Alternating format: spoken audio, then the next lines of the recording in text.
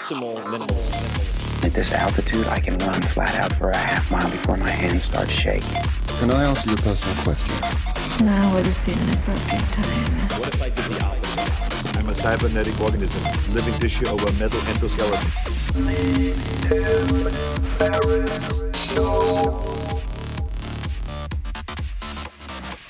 This episode is brought to you by AG1, the daily foundational nutritional supplement that supports whole body health. And I do get asked a lot what I would take if I could only take one supplement. And the true answer is invariably AG1. It simply covers a ton of bases. I usually drink it in the mornings and frequently take their travel packs with me on the road. So what is AG1? AG1 is a science-driven formulation of vitamins, probiotics, and whole food sourced nutrients. In a single scoop, AG1 gives you support for the brain, gut, and immune system. So take ownership of your health and try AG1 today. You will get a free 1-year supply of vitamin D and 5 free AG1 travel packs with your first subscription purchase.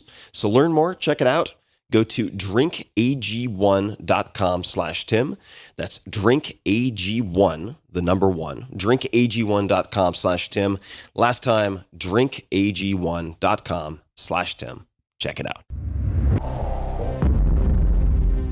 Hello, my little mogwai. This is Tim Ferriss, and welcome to another episode of The Tim Ferriss Show, where it is my job to distill, extract, deconstruct the habits, routines, and tactics of world-class performers of all different types, whether they are billionaires, chess prodigies, elite athletes, or otherwise. And in this case, we have elite athlete Maria Sharapova.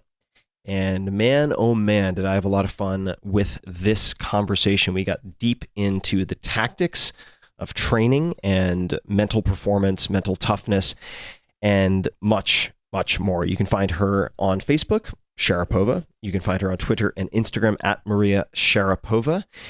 Who is Maria Sharapova? She is the winner of 5 Grand Slam titles and is an Olympic silver medalist. She is only one of a handful of players to hold all 4 Grand Slam titles, including Wimbledon, US Open, Australian Open, and Roland Garros. She has held the world number 1 ranking for 21 weeks and has won 35 singles titles in her career. Forbes also named her the highest paid female athlete of all time in 2005. She's now held that title for a record 11 years or 12 years. That is a long time. Maria garners worldwide press coverage on and off the court with a social media presence that includes 15.5, probably a lot more at this point, Facebook fans, more than 6.5 million Twitter followers, 2.7 million followers on Instagram. She serves as an ambassador to many of the world's top luxury brands and a number of Fortune 500 companies, including Porsche, Nike, Evian, and Head.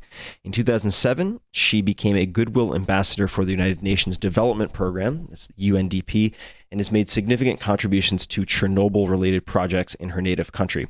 In 2012, Sharapova flexed her entrepreneurial muscles and debuted her eponymous couture candy collection, Sharapova. Most recently, she is the author of a book titled Unstoppable: My Life So Far. It describes her story in detail and was done in collaboration with an incredible writer named Rich Cohen, which we'll get into.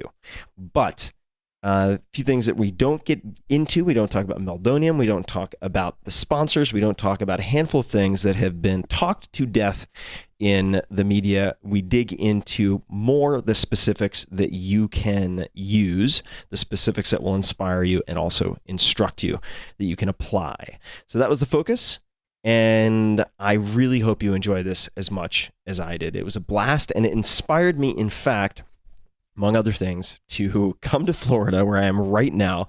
I have compression sleeve on my right arm. Why? Because I'm doing tennis camp. I'm doing an intense, immersive tennis program at the Human Performance Institute with Jim Loehr. That's Loehr. And you should definitely check out the Human Performance Institute with Jim Loehr. It's phenomenal. And I've been playing my little heart out in tennis, which I've always wanted to do my entire life, for the last 2 days, and I have a few more days to go. But Maria really piqued my interest in this sport, which I'd wanted to do for so long and put off. And I realized, rather than doing jujitsu and all these things that break my body, the gentle art, maybe I should try something like tennis. Golf, not my speed. I'd rather just go for a hike. But tennis, yeah, I like the sound of that. And I like watching it. So even if just to get a better appreciation of the sport so that I can see the nuances and details when watching tennis on TV, tennis, said Sean Connery. All right, I need to go have a drink and dinner. In any case, without further ado, please enjoy this wide-ranging conversation with Maria Sharapova. Maria, welcome to the show. Thank you. I am so thrilled that we were able to carve out time, and I have so many questions. I will start with a rather simple one. I'm sitting here drinking tea. I'm having Charleston breakfast tea, and I have heard that you also enjoy tea. Is that true? And if so, what type of tea do you prefer? What are your go-to teas? So I grew up in Russia, where tea, it's a big part of our culture, is drinking tea in the afternoons with your grandparents. So I drank black tea, a Darjeeling type of tea that was made in the mountains in Siberia. And I would have it with raspberry jam that my grandmother would make. That sounds amazing. So would you put the jam on a piece of toast and have it? Or No, I put it in my tea, and I still do that. And people look at me very strangely and suspiciously. And I get it. But it's just so many memories of my childhood. And yeah, I do that instead of sugar, which is pretty much the same thing, but but it allows a little messier. It gives you permission. And you mentioned Siberia, which is where I want to go next. You were born in Siberia, as I understand it. Yes. But your mother was pregnant with you while in Chernobyl. Right. So could you explain what happened exactly?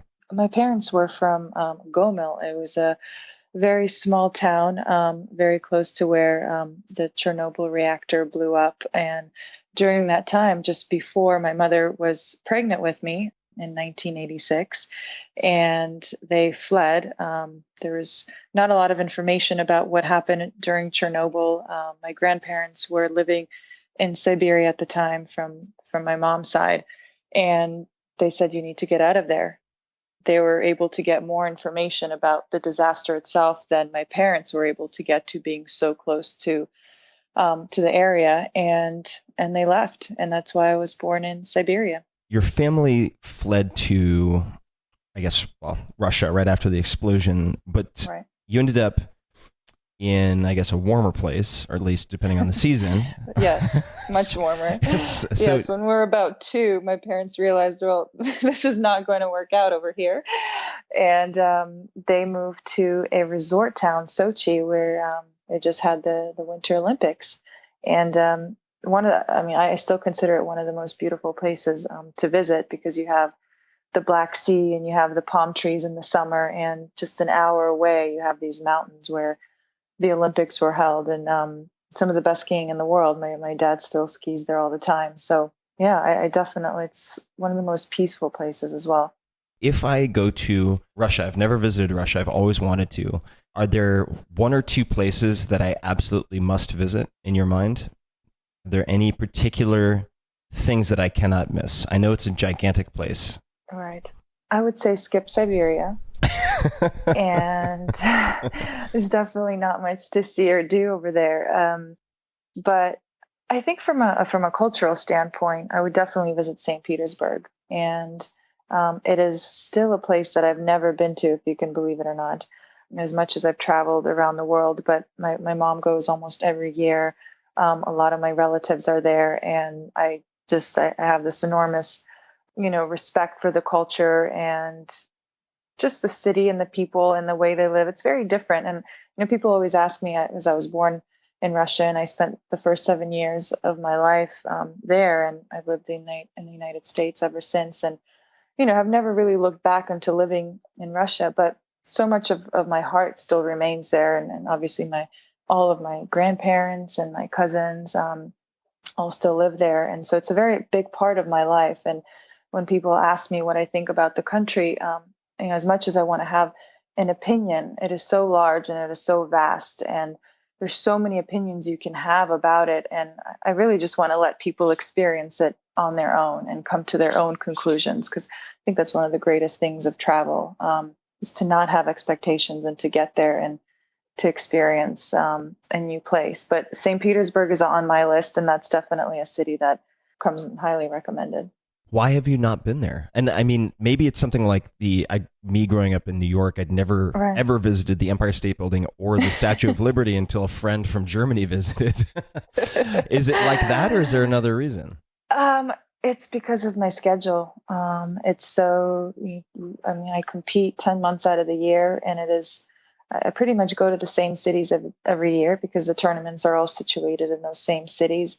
When I have a holiday break, which usually consists of a couple of weeks only in November, I go somewhere warm. I just escape. I put my phone away. I put just everything on hold a little bit, and just let my body and my mind recover. And it just never has come into my schedule.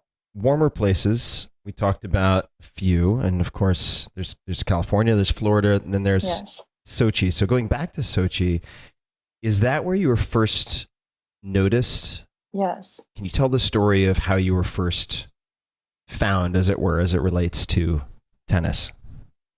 Yeah. So Sochi, in the summer, it was very much a happening place. It was a scene, and it was a lot of people were coming there on vacation. So we had a lot of little parks and outdoor tennis courts and Ferris wheels and all these types of attractions. And my father, who was not a great athlete, but he played hockey in school. He enjoyed playing tennis. He was not very good at all, did it for fun. And when I was old enough to go with him, and my mother had me when she was very young, she was only 20 years old, so she was still studying at the time. So on weekdays when my father didn't have to work, he would take me with him to the local park, and I would just follow along, and we'd take the public bus to the courts, and I'd just sit there and I'd watch him, grind it out with a competitor of his, and then I'd see all these little kids playing on the side, and they were just hitting balls against the wall, and I didn't have a racket of my own, and the one that I was able to get was so much bigger than myself. So that didn't really work out. But I immediately, something drew me to it. Something drew me to this repetitiveness of seeing these kids try to hit the ball against the strings of the racket and see it come back from the wall. And it was very fascinating. It was like I had this immediate feeling of, I want to be in front of those kids, and I want to show them how it's done. It was even though I had no idea what I was doing. So I think that competitiveness kind of developed then, where I was just sitting and bored and watching my father play. I just wanted to be out there.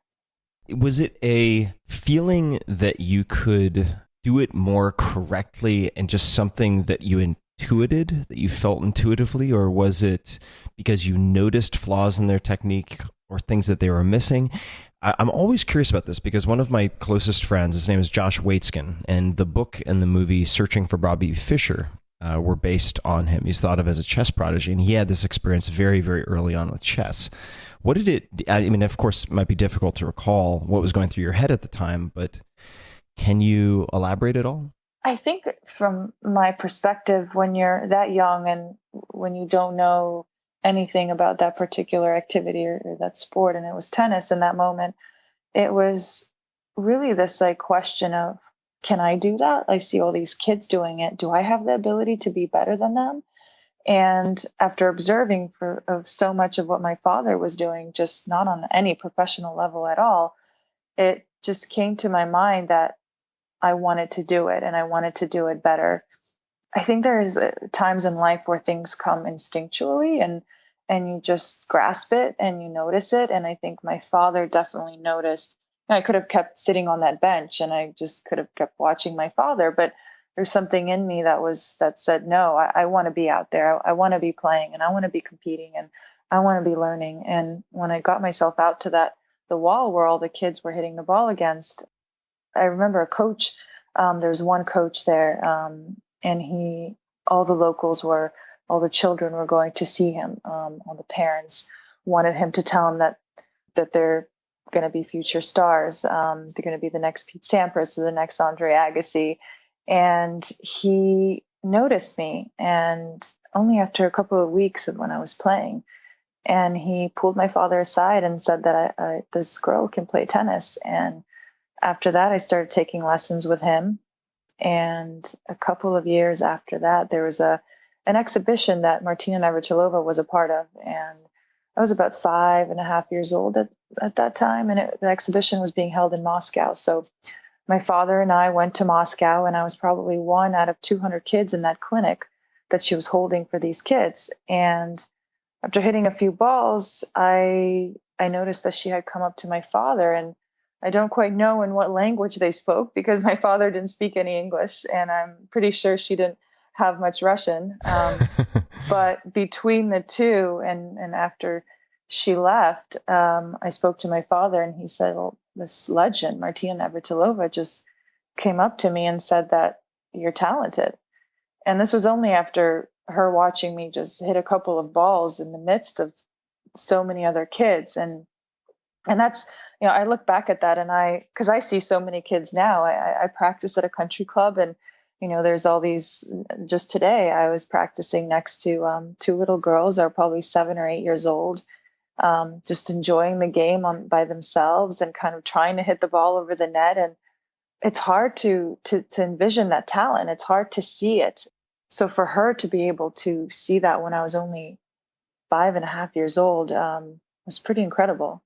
Do you have any idea, have either of these, either the first coach or Martina later told you what they saw? Have you any idea what it was that they picked up on? I haven't spoken to Martina about it too much, but the first coach that I had in Sochi when I just started playing, he unfortunately passed away a few years ago. But I definitely had this tenacity, and I had this will of focus at a young age. And tennis is a very repetitive sport. So it's grinding, it's just hitting the ball. And when you're that young, your concentration and focus is just all over the place. You play with the ball for a few minutes, and then you want to play with a truck, or you want to play with a doll. And the consistency in your mind is very limited. At least that's when I observe kids, which is completely normal. But I had this fascination with being able to hit the ball and seeing somebody else hit it back at me, and trying to find a way. And the racket that I first had was actually, we had to cut the grip by like 4 or 5 inches because it was so much bigger than I was, and I could barely hold it, and it was so heavy. And so it's just this really funny scene of me trying to figure out how to, because when you're just given a ball and a racket and like, well, what do I do with this now? So I just picture myself there just trying to find a way to get the ball over the net. And I had this determination of doing it better and better every day. And I stuck to it. It was never, I don't remember one day where I didn't want to go down the steps of our apartment and walk the 20 minutes uphill to get to the bus station, and then have to change buses at the next station. There's never a day where I said, you know what, I don't want to do it. And I think there's, that's not something that you can really teach, or that, you could develop it. But I think I really loved it, and I carry that passion. This idea that you were able to hold constant in your mind this fascination of tennis and practice consistently. As context for myself, what did your dad do for work? And you mentioned your mother was studying. What was she studying? If you could tell us a little bit about them. She was studying communications and business. And I had a very interesting childhood because my parents were they were very young, and they had no knowledge, what to do. I was the first child. I'm still the only child, but they were very careful of what the decisions that they made and where I was going to go, and if I was going to go to kindergarten, or how long they wanted me to be there. And I spent so many hours in the library with my mother while she was doing her homework, or she was studying for an exam. And then I'd go with my father when he would leisurely play tennis. My father worked in construction. Mm-hmm. He had a fairly normal job. I would say we were an average family, getting support from both of our grandparents, from my mom's and my dad's side. And we lived a very basic and, at that time, a very normal life. Did they expose you to a lot of other things besides tennis, and some things you had zero interest in, and you had that kid-like distraction or ADHD-like inability to focus or jumpy focus, and then tennis was the one thing that you gravitated towards and really locked onto? Or were you like that with everything? Well, it happened so fast, and because I had only started picking up the tennis racket when I was 4 years old, at the age of 6.5, I was already on an Aeroflot flight to America. So, right. So you didn't have a lot of time to test things out. Time to really test other things. I love to play with dolls. I love to play doctor. I love to read. My mother was very much into education, and she didn't want anything to do with tennis. She didn't want anything to do with sports. She danced ballet a little bit, and she brought a lot of the cultural, the educational, the learning and the growing in your mind experiences to me. I mean, she would read passages and novels that I was way too young to understand, but she made me memorize a lot of those passages. And something about that repetitiveness, I never liked to do it, but it was a sense of discipline that she taught me in a way that had nothing to do with sport. And I think that really, I would spend an hour in the evening just memorizing these poems by Pushkin and thinking to myself, when am I ever going to use this? And little do you know, with years, and especially now that I'm older, discipline doesn't always come so easy, and you have to build its foundations, and you have to build the trust with the people that help you with it. And I think her influence and her ability to acknowledge that as a young mom was so inspirational, and that discipline really comes into play as a tennis player, because you have to have so much of it. There's sacrifice, and there are the long days, but the discipline that you have to carry on with, whether it's a good day or a bad day, just beats everything else. So I got chills about 47 seconds ago because I'm looking at the time, because I found what I was digging for, and I wasn't looking for any particular answer, but I want to just underscore a few things that you said for people who might be parents. Because of the 250 plus interviews that I've done for this podcast, there are a couple of patterns that have emerged in people who've become really, really, really good at something really early, and ultimately really mastered anything, even if it's at age 10, 15, 20. So the first is that I've noticed, and it's not for everyone, but their parents talk to them at least part of the time about subject matter above their heads, so to speak, or as adults. And number two is a lot of exposure to books. Number three was what you brought up, and this was what I got excited about, which is developing a tolerance for repetition. And in some cases for that type of, I'm not going to say boredom, but lack of variety in some capacity. Because I think that, like you said, you're training that so that it can then be applied to other things. So you might say, why am I memorizing these poems? I'm never going to use these poems, but at the same time, you're developing the ability to tolerate the thousands of hours that you're going to put into hitting a ball against a wall. Yes, and it's the persistence that you're building. It's the will that when, I believe in any job that we do and any work that we have in front of us, there's a lot of moments that we look forward to. There are projects that we love and that we want to be a part of. But then there's the tedious work. There's the things that the repetition as a tennis player, where you have to where it's all numbers, and where it's just a feeling that you get to a certain number and you just feel it and you let go and you don't think. And that's time, and that you could say, I don't want to do it. I want to stop. I don't want you feeding me any more balls. But that mental persistence, I do think you can develop earlier. I certainly was able to, with the help of my mother. And also,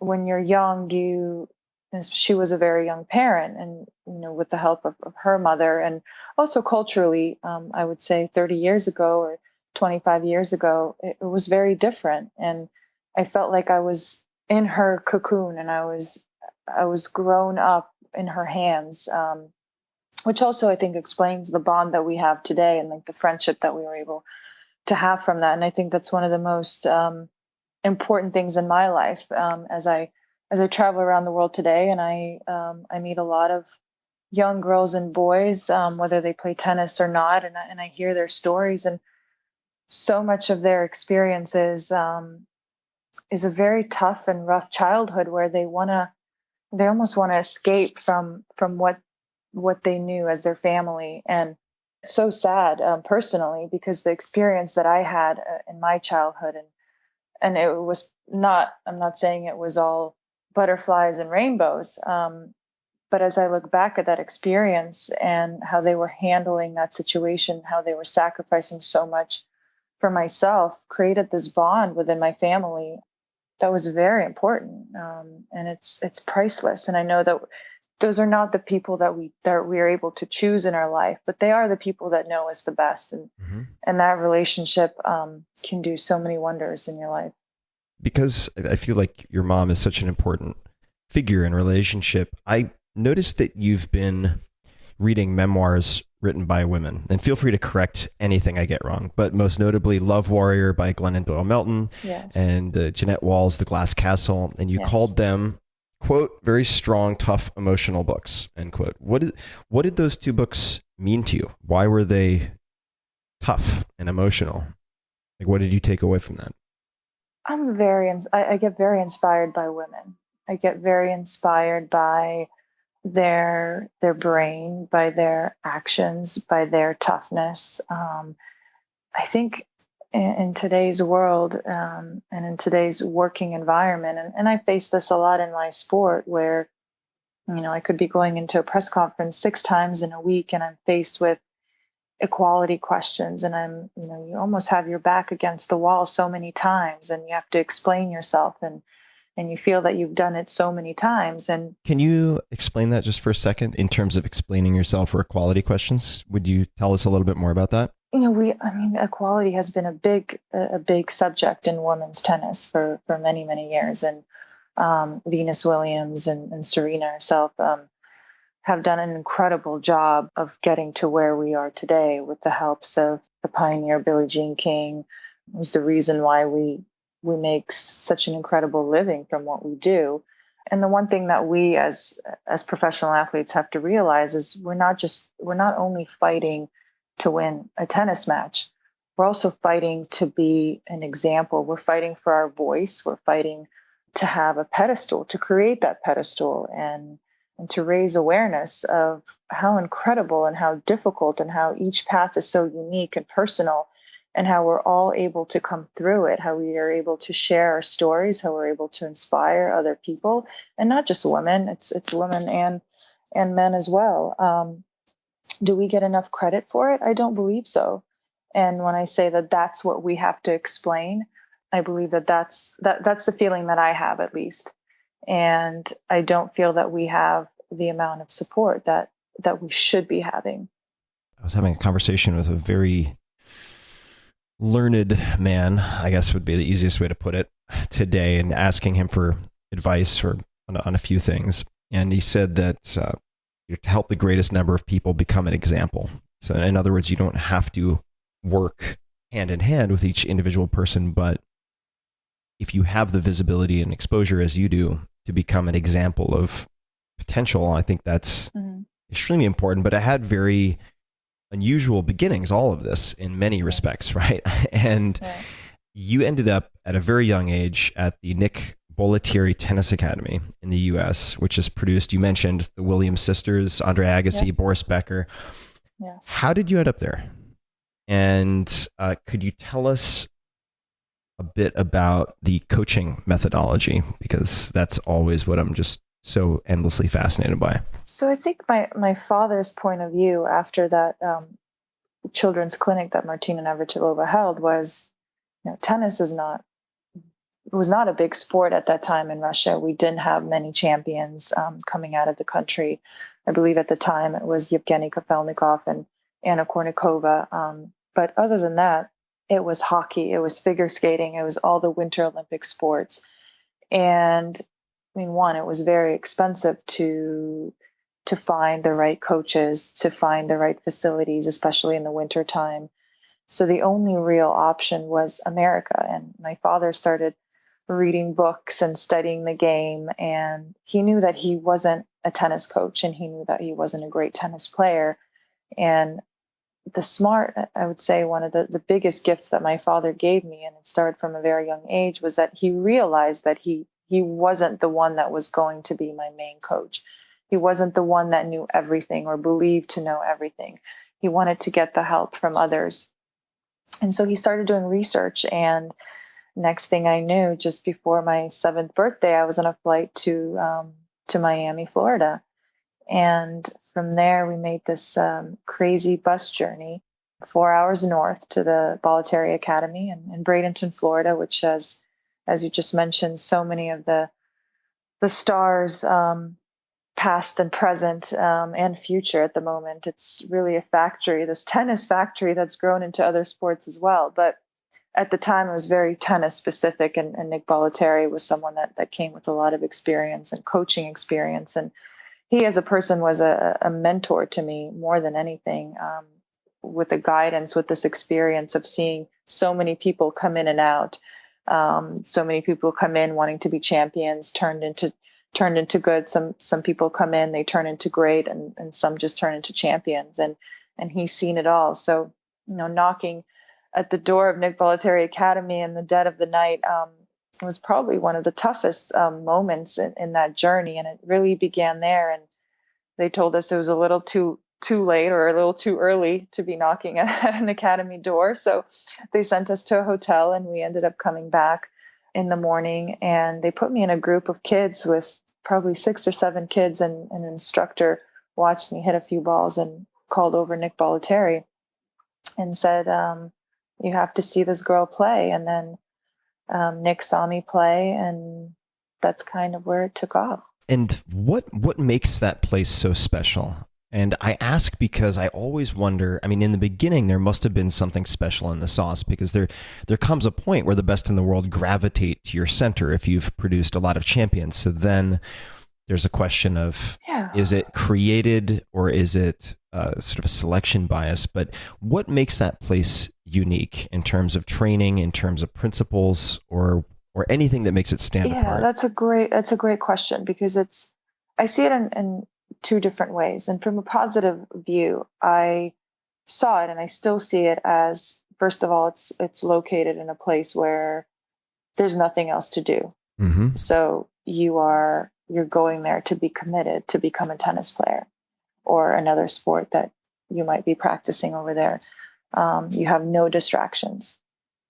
The second greatest thing about it is the amounts of kids that were there that were older than I was, against whom I was able to compete. And so every afternoon, 6 days a week, I would play matches against them, and I would play sets. And it was the best learning experience, because creating that, understanding what you do and who you are as a tennis player, and those mechanics, the basics, the mind, the brain of setting up the next shot before you even hit it, that knowledge you get by playing. And so I had this opportunity. I'd play a kid from China, I'd play a kid from Europe I was one of the youngest ones at the academy. At one point, I wasn't even allowed to board there because I was so young. And so I had this incredible experience of coming in terms of competition, of seeing someone across the net that was 2 feet higher than I was, that was stronger than I was. And I had to figure out how to beat them if I wanted to, have my self-esteem or be confident or be a better player.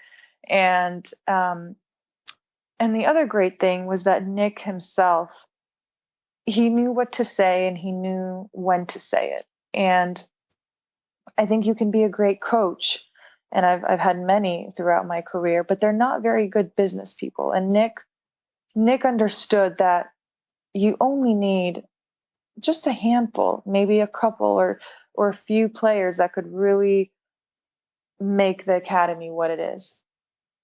And, I boarded with 8 other girls for a long period of time, and they weren't excited to be there. They knew that that wasn't their future. They sometimes didn't even know if that was their college future.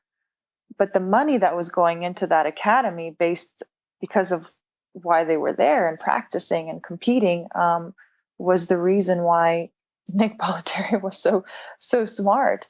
And when you needed him, he was there. I mean, 5 a.m., he's there on the courts. He's the one that locks the place until this day. And that dedication and that love and passion for what you do, I mean, it's incredible. I just saw him a few months ago. I spent a few weeks there training, part of my comeback, and he was out every single day. He'd come out for a few minutes. He'd sit down next to me. He'd speak to me like I was 10 years old again. And he's the same Nick as he was. It's so rare. It's really rare to see that. And I go there for the same reasons. I go there because of the atmosphere, because you see other athletes, and it doesn't matter if they're in college, if they're young, if they're not going to make it. Just to be in the environment of everyone training with a purpose, it makes you better.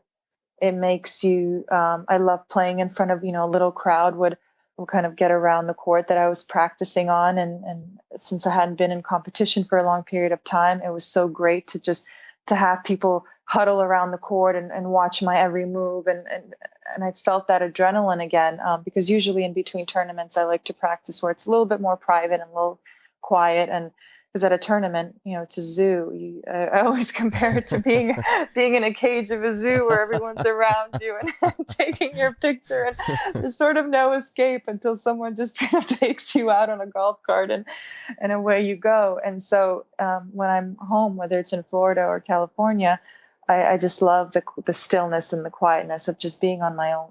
I don't have a court, but I go to a country club and I practice on a corner, or I train at a private court as well, and just have your peace and quiet a little bit, just to have your mind only see your team and the members of your team, and then do your work and leave. But being there for that period of time brought back so many memories. So a few things. Number one, Nick, I'm sorry. I always mispronounce your name anytime I try to say it. I think part of my spirit wants to be Italian, so I try to really throw a spin on it and say Bollettieri, but I always make that mistake. He would love that. If you said Bollettieri, he would love that. Okay. He goes to this little Italian restaurant every single day of the week, so he would absolutely appreciate fantastic. that. All right. Yes. Well, then you're welcome, Nick. I'm sorry. And the next question is related to your experience early on. You mentioned that you had these giants across the net. Meanwhile, you're this tiny kid holding this gigantic broadsword, basically, because it's so big compared to your body.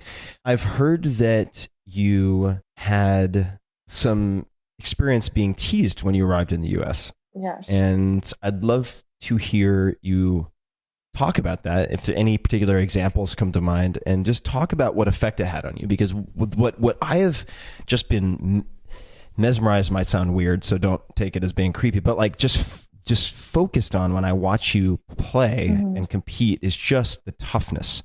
And you mentioned the grinding, and just the toughness that I see is something that I'd like to explore. So could you talk about the teasing when you got to the US? I very much felt like I was an outcast from the beginning. And one of the reasons was because I had arrived in America with my father, and our story just didn't make sense to anyone. So from the very beginning, everyone just assumed we were crazy, which if I look at that now, yes, we were absolutely, my parents' decision was crazy. The fact that we come to America and you have this 7-year-old girl with a dream to become a tennis player, that's never going to work out. And so I sensed that. I felt that. I felt that I was different. I always felt like I was there on a different mission.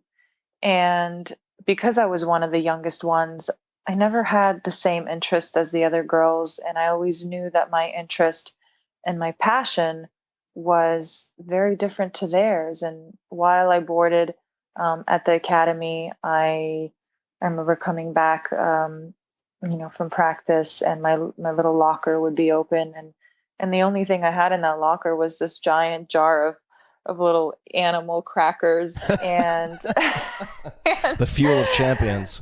right.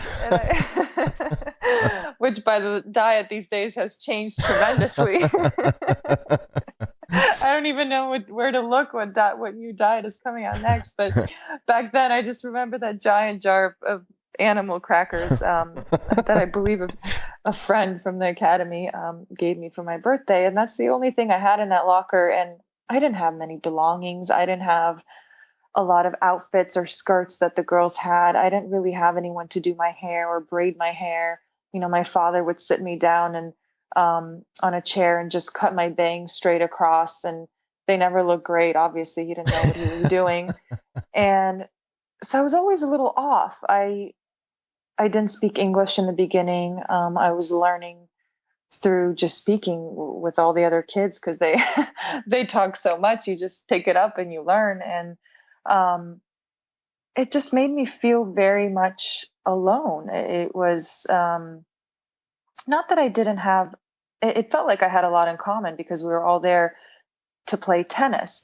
But the mission that I was on, and I felt like I was very different. And it wasn't that I had to be a champion or I didn't have to be a champion. It was that I was learning and I was growing to be a better tennis player. And I didn't know where that would take me, but I knew that in order to get there, I had to wake up at 6 a.m. and I had to practice through the day. And then I would take a 30-minute nap from 12 to 12:30. And at 1 p.m., I'd be back playing matches and sets until 4 or 5. And then I have a little bit of homework and then I have to do it again. And so there was a lot of other interests that the girls had, and then posters and glitter and pictures and David Hasselhoff and Janet Jackson. And I had no clue who any one of those was at the time. And so I was just a stranger. I was sort of in my own little bubble from a very young age. And I look back in those moments and I've gotten that question a lot. Like, how did you feel? Did you feel lonely? And one of the other things was that I didn't go to America with my mother because she didn't have a visa. So I spent the first 2 years in America without seeing my mom at all. And I look back at that time and there's nothing about it that it's sad. Obviously it was very sad to not have that support and not have your mother cut your bangs instead of your father, or him buy you shoes that are so ugly and you don't know how to tell him, but he doesn't have enough money to buy you a better pair, so you just keep your mouth shut. It didn't feel like we were doing the wrong thing. I felt like I was on this path that I was meant to be on, and I didn't feel lonely. I didn't feel sad. It was a lonely time because I look at that and of course I was an outcast. But when you're on a mission to do something or be something, and it's not so much about success. I think it's just, we always think of like having a vision. And of course we have goals and we plant it in our minds. But I never remember one time where my father told me that I had to win Wimbledon or that I had to win the US Open. He never made me feel like if I didn't, that the world would end. And I always remember thinking that if this doesn't work out, we would go to Russia. And that's absolutely fine because I felt like I had a completely normal childhood when I was living there. Did you feel any pressure in the sense, not from your parents directly, but in the recognition of what they were sacrificing for you to take a stab at tennis, or was that just not a factor at all? Whatever they did, they never made me feel like it was. Mm-hmm. And I think that's one of the reasons why I never felt the pressure of having to win things or having to earn money. I knew that I didn't know how much money I could earn. I was never really interested in that. I didn't know anything that would come with being a successful tennis player. And you never really do. And I think that's one of the great things in life is that you don't know, and that it's an experience, and it's for you to experience and for you to acknowledge and for you to learn from it. And whether you want to take it or not, that's up to you. It's in your own hands. But the fact that they gave me this opportunity to create a life for myself is incredible. And now, my father remained kind of the leader and the coach of of my tennis until I was 21 years old.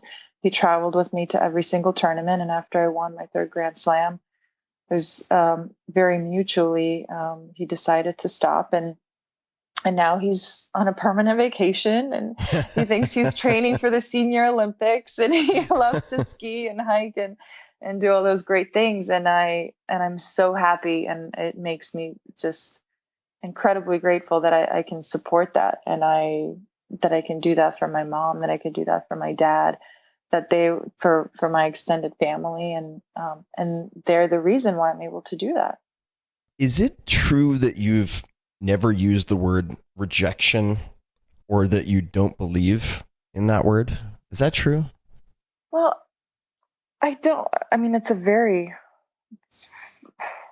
tough word to believe in. It's a very tough word to accept. I think one of the reasons is because I saw in many different scenarios where my father would say no because he would open up an opportunity to say yes. And okay, please explain. Mm-hmm. So there are many situations, whether it was a coaching opportunity or whether it was receiving money from an agency, he had this ability to say no to the things that seemed that like they made sense, like the easy way out, because he believed that later he'd have a better opportunity to say yes to bigger and greater things. Right. So he said no to the small, shiny objects in front of him. At the time, I'm sure they didn't seem so small. Not small. Right. Not small. Not small, I don't right. mean at the time in perception, but right. The short-term shiny objects maybe. Right. So rejection, it wasn't, there was never because I always was following and kind of next to my father and seeing the decisions that he would make. I was only a kid. And even when I won Wimbledon, I was only 17 years old. You're still a kid, and you're still following the guidance. And I'd win a match following that, and I'd call it, I'd win a tournament, and I would go shopping in a store, and I would call my mom because there was something like quite pricey, and I didn't know if I could buy it. So I was still asking permission, even though I had earned that money, if I could purchase a piece of jewelry or shoes or whatever it was at the time that I wanted. So I was always watching and observing, and they never rejection. I mean, of course, when someone says no to you, it's easy to say, oh yes, I was rejected. But if you can open up a different opportunity from that point of view, then you're turning a no into something that brought you to a better place.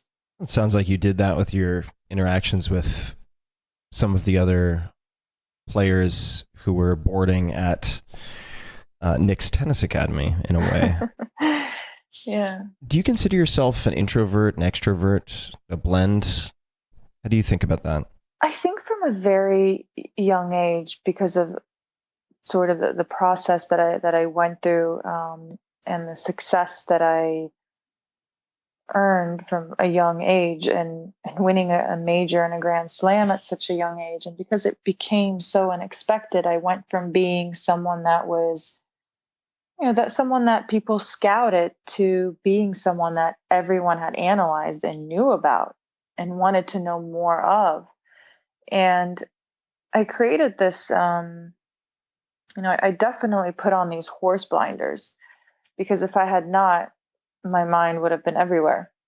Mm-hmm. And I think it would have been so easy to be distracted in those moments and situations, and be pulled in different directions, which it's a slippery slope. It's mm-hmm. very dangerous. And as a young girl, it could have been a disaster, to say the least. And so I definitely remember, I remember the moment, and it was just a few matches before I won Wimbledon, where I was sitting down with my coach, and all of a sudden, I think it was before the semifinals of that tournament, and all these tourists who had gotten credentials, they seemed like tourists. I didn't know who they were. Maybe they would have, maybe they weren't, maybe they were important agents or sponsors, but at the time they just seemed like tourists that wanted a picture with me. And it really came overnight. And that sense of wow, everyone all of a sudden wants something. Everyone wants something that you have. Everyone wants to be a part of your success. I didn't like that feeling. I love the feeling of being in a position of showcasing what I could do with my tennis racket. But that feeling of everyone wanting a piece of that, and the feeling of your opponents all of a sudden feeling like just by beating her, they're not just winning a quarterfinal or a final of a match, but they're winning so much more. Mm-hmm. It made me feel like I needed to kind of put myself in a bubble, to concentrate, to focus, that it was going to be that much harder, that much more difficult. And I did. And I don't know if I could have done it another way. What are some of the best practices or decisions that have helped you with that?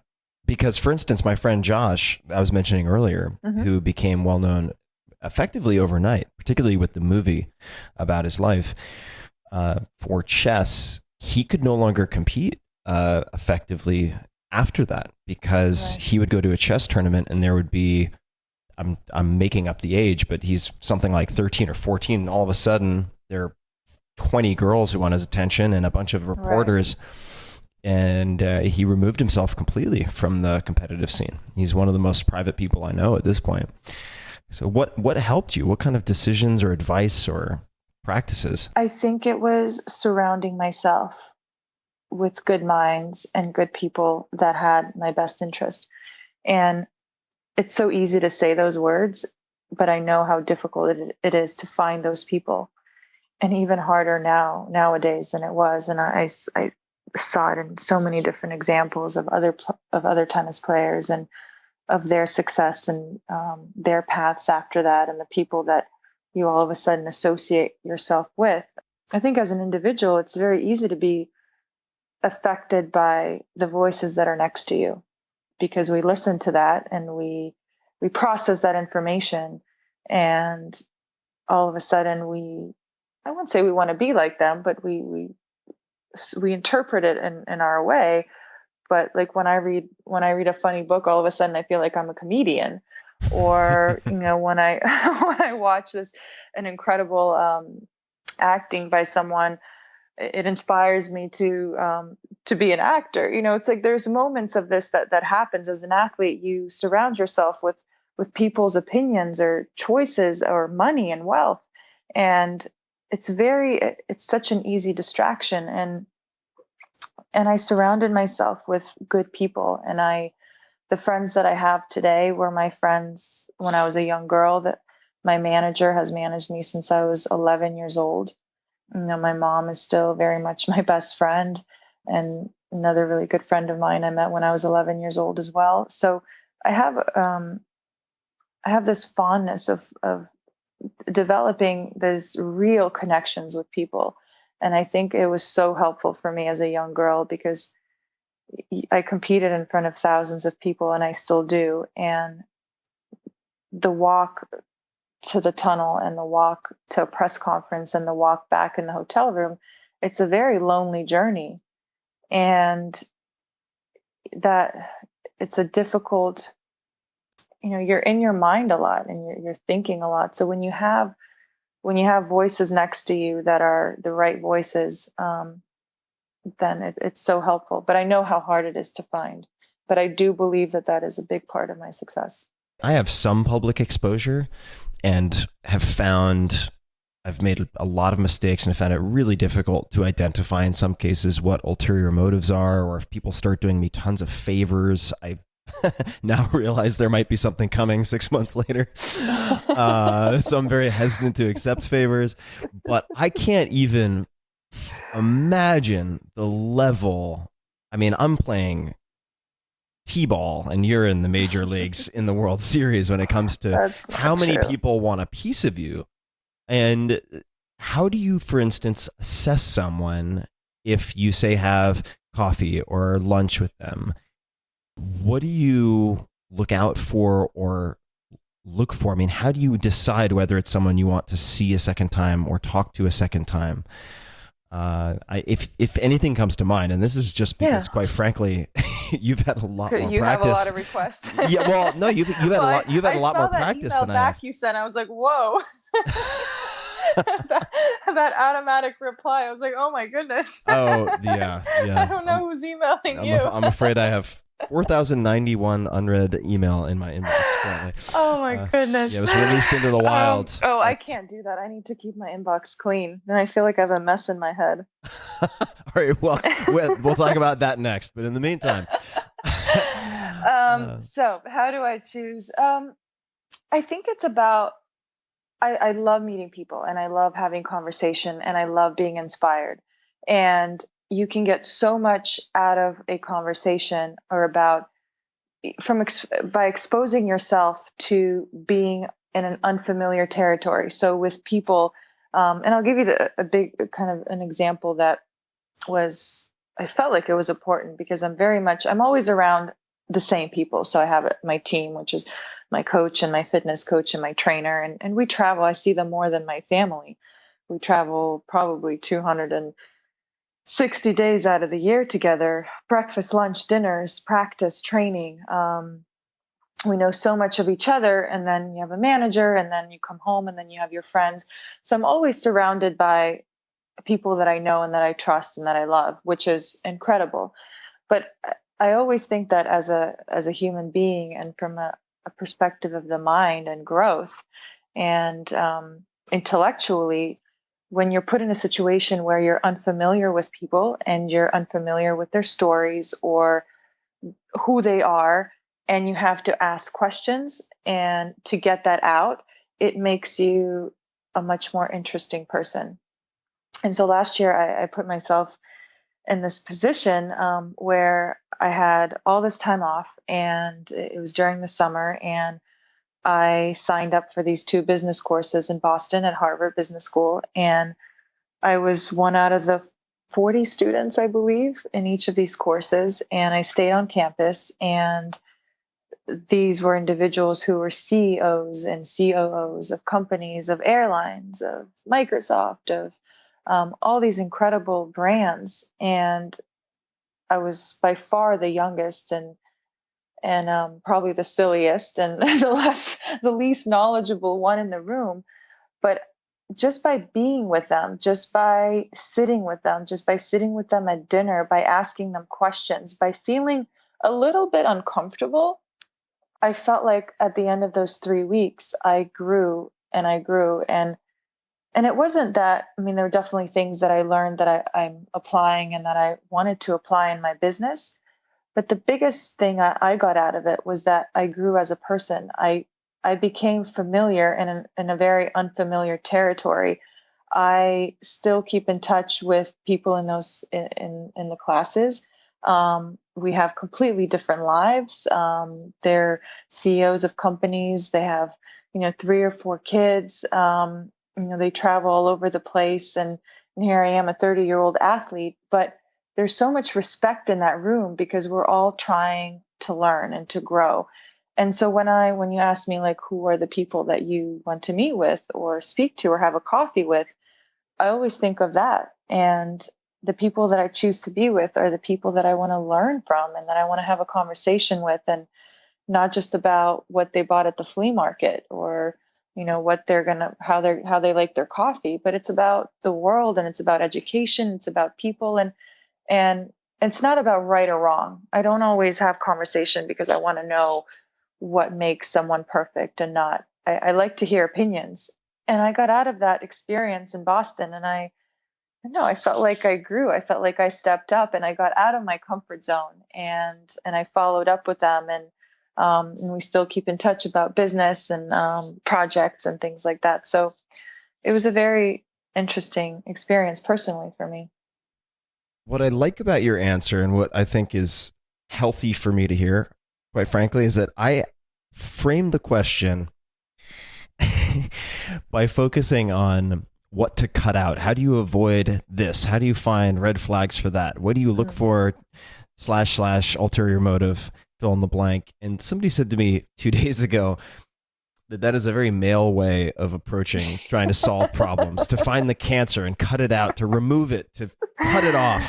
And the way you answered the question was, you didn't explicitly say this, but like, here's how I choose who to spend time with, not here's how I decide who to avoid. By no means does that come with guarantees that you're not going to be disappointed at the end of it, or that they're going to want something from you that you weren't expecting. Right. But you do, in order to have, you have to put yourself in a position to find out. And and what's the worst thing that can happen from it? You don't reply, or you don't answer, or you don't get back to them. Okay. Right. It's an acceptable acceptable cost or tax to pay. Now the reframing that you just did, this is for me right now in my life, at least, the really important stuff. And I suspect this is true for a lot of folks. And I'd love to switch gears a little bit and just ask you about self-talk. So what you are saying to yourself, and I'll choose something very specific. When you are in a competitive situation, if you look back at your competitive career up to this point, when you've been down and then come back to win versus when you've been down and then lost, how does your self-talk differ? Can you think of any examples? Are there certain things that you repeat to yourself consistently when you come back and win versus maybe things you forget to say or ways that you slip up when you end up losing? Is there any pattern to that or consistency? I wouldn't say there's a pattern, because what's great about the sport that I play and the situations that I'm in is that they're all very unique. And that's what makes it so exciting to do this after so many years. And after being this child prodigy, and when I think of like the motivation that I'm able to have till this day, and until that fire is burning, I'll always keep playing. But that's the unique part of it, is that every day is different. Every match is different. You might be confident, you might be ready, you might be healthy, but you never know what's going to happen. And I'm someone that loves certainty. I love certainty in my life, and I do enjoy having a plan, but that's not realistic, and there's so much uncertainty in what I do. So I know that I can prepare my best. I know that I can prepare my body. I can prepare my mind. But in any situation that I'm in, it's always different, and you have to react to it differently. And it doesn't always go according to plan, and I don't always find myself being positive. But something that I noticed in my mind was actually in the last match I played, and it was in a match where I got injured at the end of it and had to, actually I was up in the third set in Rome, and I came into the match being a little bit upset. I was down, and just for other reasons. And I knew the framework that I had in my mind was that it was something along the words of, I can't. I'm not able to. I don't feel well. I'm not there. My mind is not present. And the second that I changed that, and I changed it to I will, and I kept saying to myself, I will win the match, and I will win the match. It was like the instance I remember being down a break point, and automatically there was something in my body language where my mind, just the repetition of what I was saying to myself, it just triggered my body. I became more aggressive. I stepped into the court. I took her second serve and I hit a winner. And from that point, it changed. In the end of the match, I was up, I believe it was 2-0 or something. I tore a muscle in my hip, and I had to give her the match. But I noticed this crazy change, which I don't really notice as much. And it was amazing that it just came. This was a question that you just phrased, but it was the last match that I had played. But it happens a lot. I do take my time in between in my service games. I walk to the baseline. I move my strings around. I do a little pep talk, and it's very automatic. I wouldn't say it's something crazy or something. No, it doesn't have to be crazy. Yeah, like something that What is the pep talk? What is the pep talk? I think it's more of putting my eyes onto my strings and and having this repetition that it doesn't matter if I won the point or lost the point, that I'm just on this level, that I'm on this path, that I'm on this like river that is going to get to where it's going, no matter what rock is in the way, no matter what storm is on the way, the water is ultimately going to go down the river. And that, and maybe pep talk is not the right way. I do think that our mind is always working, always saying things, and you're not always so conscious of it. But it's this routine that I have, and I think it's kind of a safe place for me, because in a match, it can be an hour match or it can be a 3-hour match. And in tennis, momentum changes so much, just like in life. 1 second, everything's positive, then you get bad news, and someone is leaving the company, or someone's not going to work anymore, or someone's not healthy, and all of a sudden you go from a great day to wow. And it's just a way for me. I see those strings and I see my fingers playing with those strings. And I think of being level-headed and being not overly excited, not down, but being in this like medium frame of mind. I would love to dig into specifically, and this is related, serving. And you'll start to notice a theme here that this is also very self-interested, because I've never learned how to play tennis, despite the fact that I grew up out on Long Island, surrounded by people on tennis courts, most of which I was not allowed on. I would serve their coffee. But I'm going to my first tennis camp in the next few months to try to learn to play tennis. And what recommendations would you have? Don't do it. No. Besides don't do it, because I've already sort of wear sunscreen. jumped off the cliff and I'm trying to grow wings. For serving, because I think you've hit up to 121 mile an hour serves, which just makes my eyes spin inside my skull. I can't even imagine what that looks like. Right. Any tips for the people out there? I'll depersonalize, not Tim, but actually for Tim, the people out there who would like to be better at serving. Do you have any recommendations, do's or do nots?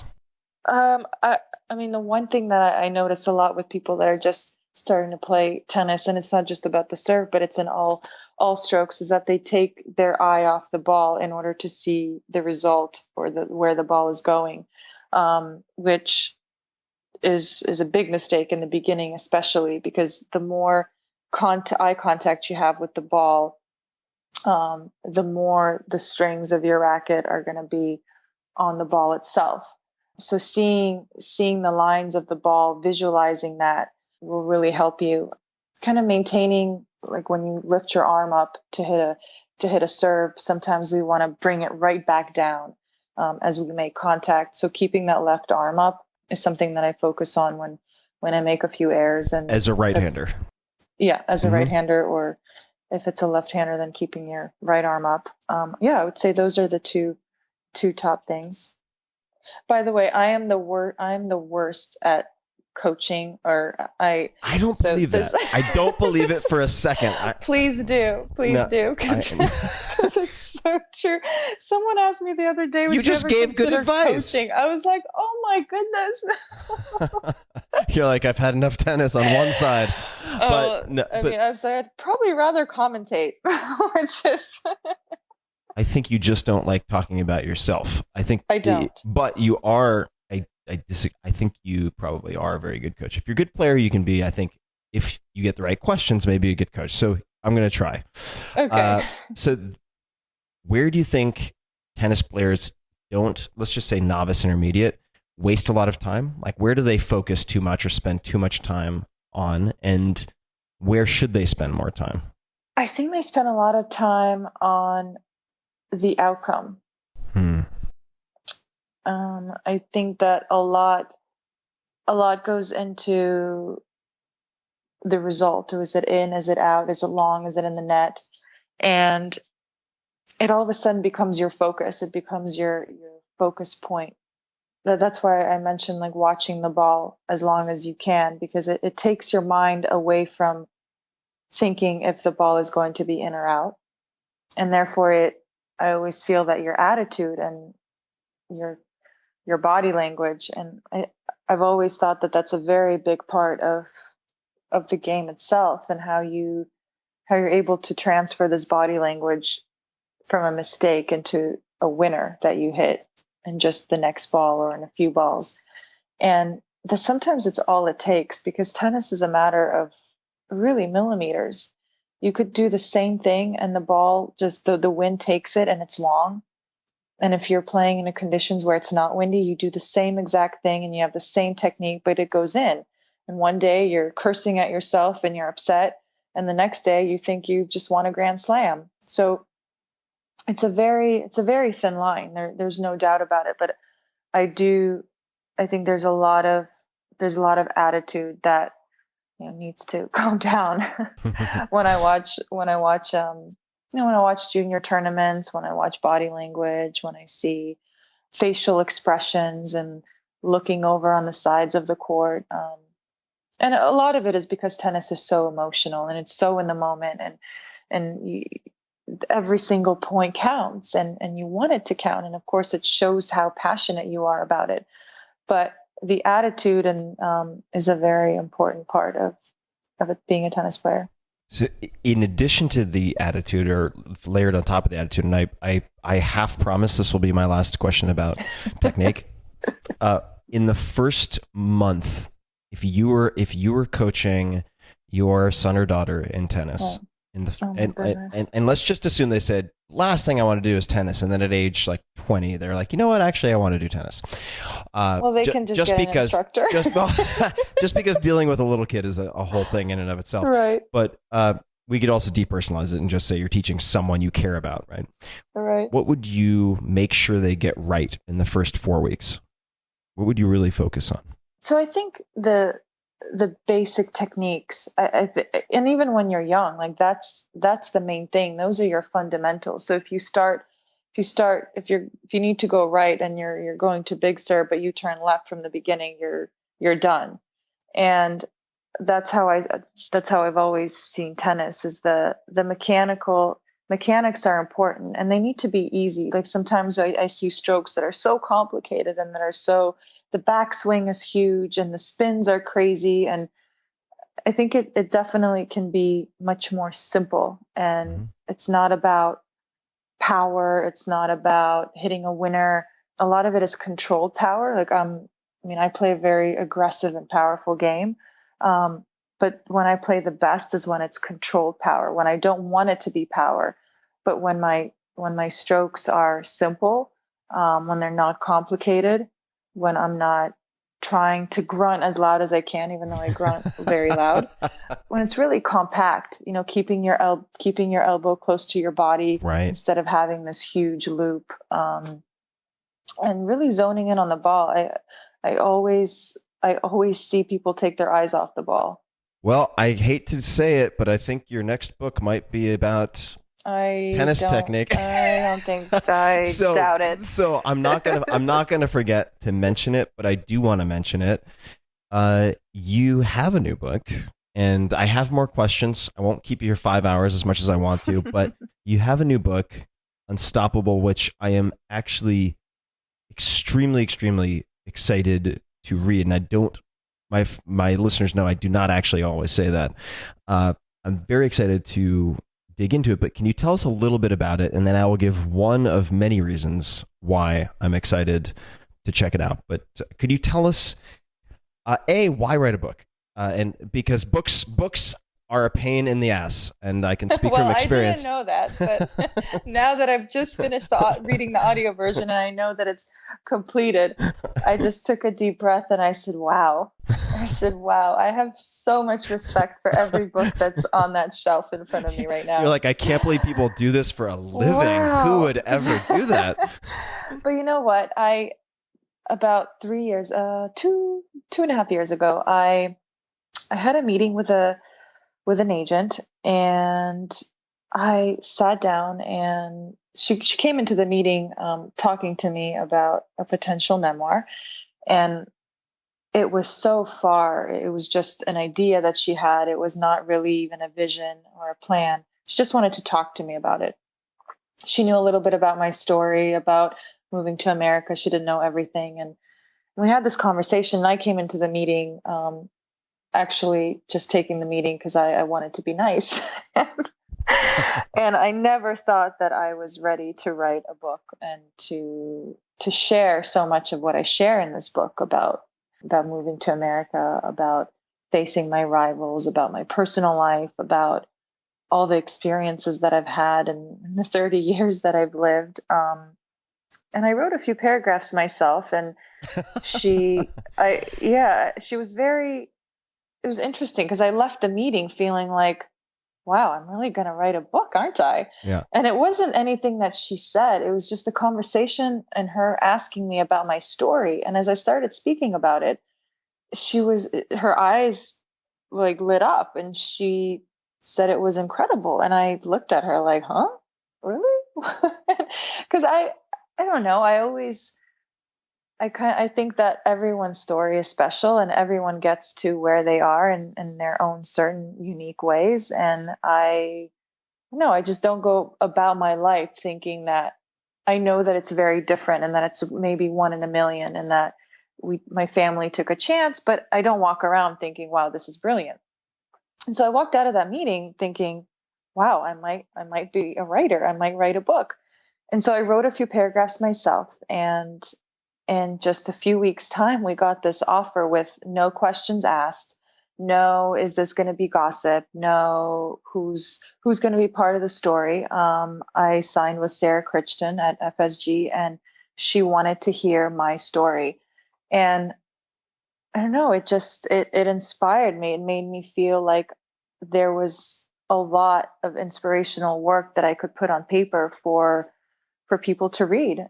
There was a writer that I had in mind whose name is Rich Cohen, who you're very familiar with. You made such a great choice. That was one of the things I was going to bring up, just for people who don't know. And I hate to interject, but this is another thing that made me so excited. So Rich has written just some incredible books. Jerry Weintraub's book was incredible. And also, I mean, The Fish That Ate the Whale, right, which a lot of people have heard of. One of my... actually 2 or 3 friends, one of their favorite books of all time. So I'll let you carry on. But Rich, you made a great choice. When I read Jerry Weintraub's book somewhere on holiday during my off season in November, probably I'd say 7 years ago, I said to myself that if I ever write a book, that Rich Cohen would help me do it. And when I made the decision to write this book, I had my agent find out who Rich Cohen was, where he lived, what he did, if he had time to do this. I didn't even know if this was a possibility. So I met him, and this was so fascinating because I met with 3 writers, and I met him at this swanky New York hotel, and he walked in there just looking like he did not belong. And I knew exactly that this was my guy. That's my guy. That's my guy. Like, I knew that he knew where he was going. He took the train. He had a shoulder bag on, and he was just looking around. He was simple. And our conversation was very simple. It wasn't anything over the top. And I knew from just meeting with him for 30 minutes that he was a genius in his literature. And that's where his genius has come out. It's on paper. And I got that sense from the beginning. And another reason I chose to work with him was because throughout my life, I've been influenced by a lot of male figures. So my father, my coaches, Nick Bollettieri, Robert Lansdorp, my manager. And I wanted Rich to sit down with these people. I wanted him to spend time with these people to really get an understanding of the characters that were part of my life that made me who I am today. And I knew, and I thought of these people. I thought of my father, and I thought of the person that he would give the time to, that he would open up to, that he would share with. And that, I think that was one of the biggest reasons that he and my father spent, over a week together, just talking. And it wasn't even life talking, stories. My father was able to tell stories that I read in the book, and I was like, wow. I was so young that I don't remember it. And he was we spent so many weeks together. I loved the way that he worked. I loved the questions that he would. I just loved the simplicity of him as a human being. I love the filter also. It wouldn't have even occurred to me, at least in this conversation, if you hadn't mentioned it, but the fact that it's not just who you like and whose writing you like, but who other people will talk to. Because a big part of my story is the other people that influence my life. And because I started my life at such a young age, I started this, this crazy move and this crazy profession. And these people were so influential, and they're very much a part of this, part of the reason that I'm here. Unstoppable, subtitle, My Life So Far. Man, you have a lot of decades left. Yeah. Well, I wanted it to be called To Be Continued. And I got shut down really fast. They're like, that's basically telling everyone to get a new book. And I was like, wait a second, that's been my dream ever since because when I would see memoirs written by, or autobiographies written by younger individuals, I would think to myself, do they really think that their life is over and that this is all they have to tell? So of course, when you say that, you have a book come out, a memoir, when you're 30 years old. And I was just so I had this vision of calling it To Be Continued. But they're like, that you have to explain what's inside the pages and not what's coming out next. And I was like, no. What you could do, so you could have this Unstoppable, My Life So Far. Then you write your coaching book that you promised me you'd write. Then the third book can be Unstoppable, My Life Continues, or It Continues. Right. So I think you could get a number of things. I can play with it. I know. You can play with it. So we had many different titles.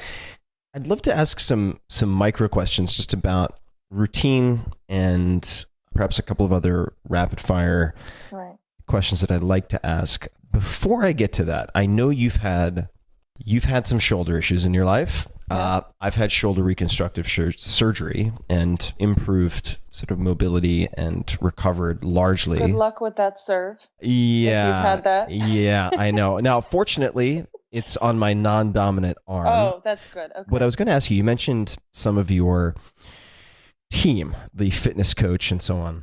Right. What have you found to help most, or are there any particular exercises that have made you more resilient against injury? So for injury prevention, what are some of the components of, say, your fitness program that you think have helped most? I like that you use the word prevention, because a lot of the makeup of an athlete is about prevention. And it's, we do so much to try to prevent injuries, and we don't always succeed. But a big part of the little exercises and the tedious things and the repetition is that. And I would say the biggest component of, because I went through shoulder surgery, is the consistency of keeping up with the exercises. There's a lot of exercises out there, and they're all great exercises, but it's very rare that you keep doing them. Mm-hmm. And I start every morning after my shoulder surgery. Before every practice, I have a routine with a rubber band. It's not that's not a rare routine for a tennis player. We all warm up. We do about a 30-minute warm up before we even get to warm up on the court before a match. So there are a lot of little scapula exercises that you do. And this is with a TheraBand, one of those. TheraBand, right? Mm-hmm. Yeah. And a lot of it is not even about the weight that you have or the resistance of the TheraBand, but it's the repetition that you do. So the feeling that you have in the back of your scapula or in the tendons of your shoulder is that it starts burning. Mm-hmm. That's when you really know that the little muscles in between the big ones are firing. And the more consistent you are with that, the bigger chance of you getting healthy and also preventing something else to happen, because mm-hmm. your body always compensates.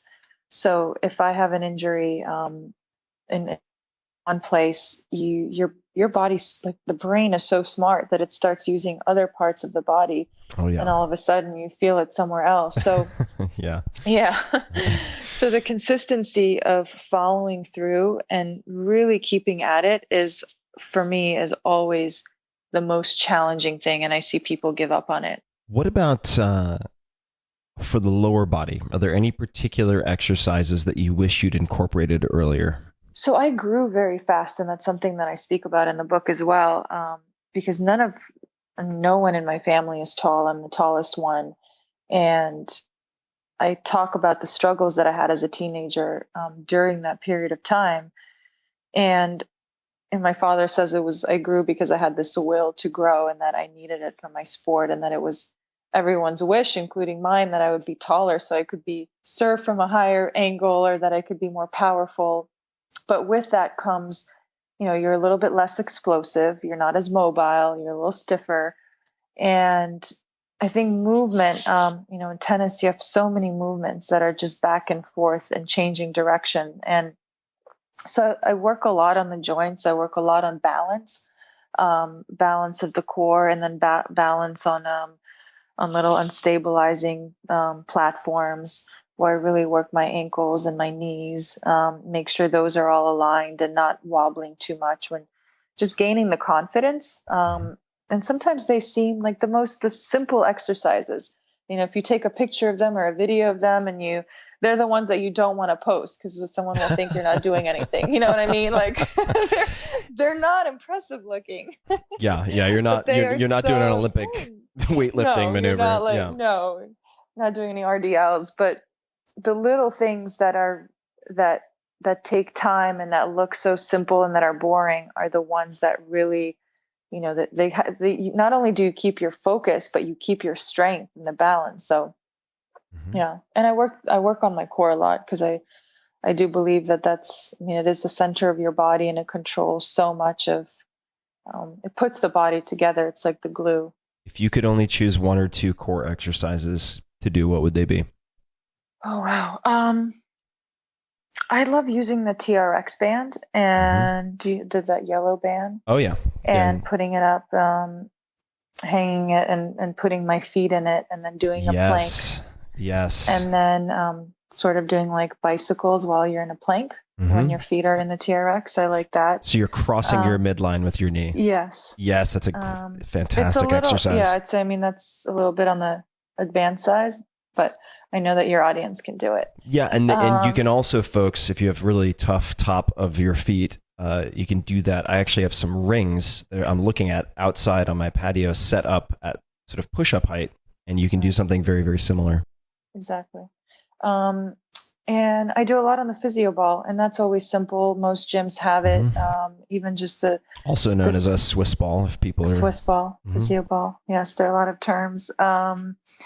Yeah, I like doing all different types of planks, where just floor planks and extending your arms or extending your legs one at a time out. So it's like an element of surprise and balance, or it's not just static. Right. And for those of you who have heard my conversations with Dr. Peter Attia, he is a huge fan of doing different plank motions on the physio ball. And just to your point about unimpressive exercises, so I have completely changed my lower body performance and just stability in the last 6 months using slant boards, which make you look like you're on the most unenjoyable drug imaginable. Right. But it's this tiny great adjustment that I feel like has changed my entire lower body by focusing on the feet. So exactly. Here. Now, I have two. I'm also looking at them right now. I have a bottle of geranium essential oil. I know it's not a smooth segue, but bear with me. Okay. I have a bottle of geranium. I was like, where are we going with this? I have geranium because it was recommended to me by someone named Nicholas McCarthy, who is a one-handed concert pianist who uses geranium when he is writing and composing, because he found it helped keep him alert without overstimulating him. So he was relaxed and alert. So at some point, I saw a video of you when you were 14. A star in the making. Oils. That's right. Candles and aromatherapy. Candles and essential oils. Oh, are you still into that? Stuff. Okay. I am. I mean, you should see the room that I'm in right now. I I have all all these oils and all these candles, and yeah, for me, it's about like this feeling of being in your like home environment, and comfort. And that's something that you don't get when you travel so much. So when I do, it's kind of my way of feeling like every morning I turn on my incense and my candles and I have my coffee, and it's just the smell. It's like the smell of being home. What's the go-to morning incense? It's a Moroccan scent. I don't exactly know what's in it, but it smells like I'm in Morocco, even though I've never been there. Another one that's on my list. Do you not bring those smells with you when you travel? I don't. Interestingly enough, when I go on a trip, like I know that that's my work. I like leaving those things behind because it makes perfect sense. It makes me feel that I'm going there for a reason, and I'm not going there to be comfortable. I'm not going to be there in my environment. I'm there to do my job, and I will come back home and I'll have everything. I'll have my friends and I'll be around my family. But when I leave, it's like, there's so many times when I've left, I've gone on a plane and it's the middle of the day in Manhattan Beach and the sun is shining and everyone's playing volleyball. And I look at that and I'm like, it's hard. It's definitely hard. My friends are out there and I want to be out there and I want to be enjoying the sunset, but I know what I'm going out there for. I know that come a time when I have 5 days off, I'll be able to take my friends on vacation and treat them to a beautiful time. But now is my time to work. And so I like leaving those things behind because it makes me feel that there is a prize at the end of it. There is something that makes my job different. I don't know if that makes sense. It makes perfect. It makes perfect 100% sense to me, and it actually relates to something that made me smile when I read it. I was looking at a transcript of a conversation that you had, and this requires a little bit of context, but I'll shorten it. I hate the word balance. What is balance? Because it's 50-50. That means you're only giving 50% to both things. So I've always disliked the phrase work-life balance because it implies blending to me, and I like to keep them very, very separate. Right. Do you think that's something that has helped you more than hurt you or challenged you in terms of relationships, outcomes, and everything else? I mean, do you think there'll be a point where you trade that or change your mind about that? I definitely think that it's challenged me. It's challenged the way that I think. But I do, I read The One Thing a few years ago by Carrie Keller.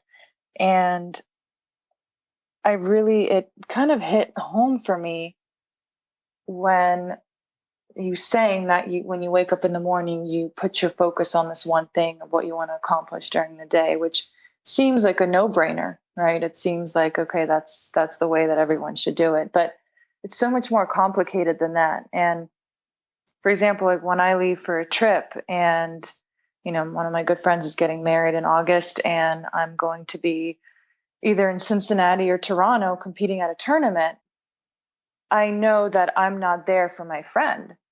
It's a big day. It's a big event. And yet I have this career in front of me that is taking priority. And I could say, I could give many examples of my personal life as well. But those are choices. Those are your choices. And those are, I don't think that there's a 50-50 balance. That hasn't worked for me. I've always felt that I've had to let something go or I sacrifice something. If I'm just 50-50, I'm never 100%. And I want to be 100%. When you train hours on end, when you give so much of your body and your mind to this one profession, and whether it's me playing tennis, whether it's something else, I don't want to come into one of the biggest moments and biggest stages of my career and feel that I didn't do everything that I could. Right. And I do think that some people are okay with that feeling, but I am not. And that's my choice. And it all comes down to choice. I think we all have them, but as long as I'm able to say, and I do believe that it's for other people as well, as long as we commit to that choice and not regret that choice, or don't allow ourselves to regret that choice, then that's when it's the right formula for us. Now you have many, many, many choices that are put in front of you, and you have people to help, but Right. I would love to talk about choices in the morning. So first thing in the morning has come up a number of times, and I'm rather obsessed with morning routines. So you mentioned the incense, Morocco. You mentioned the tea, Darjeeling. When you wake up, do you eat breakfast right away? What does the first 60 to 90 minutes of your day look like, and what's the script? What is the algorithm for you? Yeah, it's different all the time. Okay.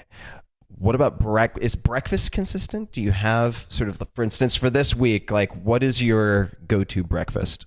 So I'm in training right now, and I'm getting ready to play all these hardcore tournaments. And so for the last weeks, I've been healing an injury. Now that's all good. I'm back into the routine of just intense training every day. And so, I start at a particular time in the morning. I like to wake up early. I like to go to bed early. So I wake up early. I like to get about 8 to 9 hours of sleep. Sleep has been a big part of, I just feel like the makeup of how I feel, of the energy level that I have. Yeah, I wake up at 6:30. I usually have to be ready by 9 for practice. So I use that time, and it kind of depends. Like right now, I have a couple of businesses that I'm a part of. So a lot of like the first hour and a half, I spend maybe on a conference call, because that's usually, afternoon time in Europe. So I'll do one of those. I'll answer a few emails that's coming in from Europe. I have a candy brand, so we have to make a lot of decisions on that on a daily basis. Sugarpova.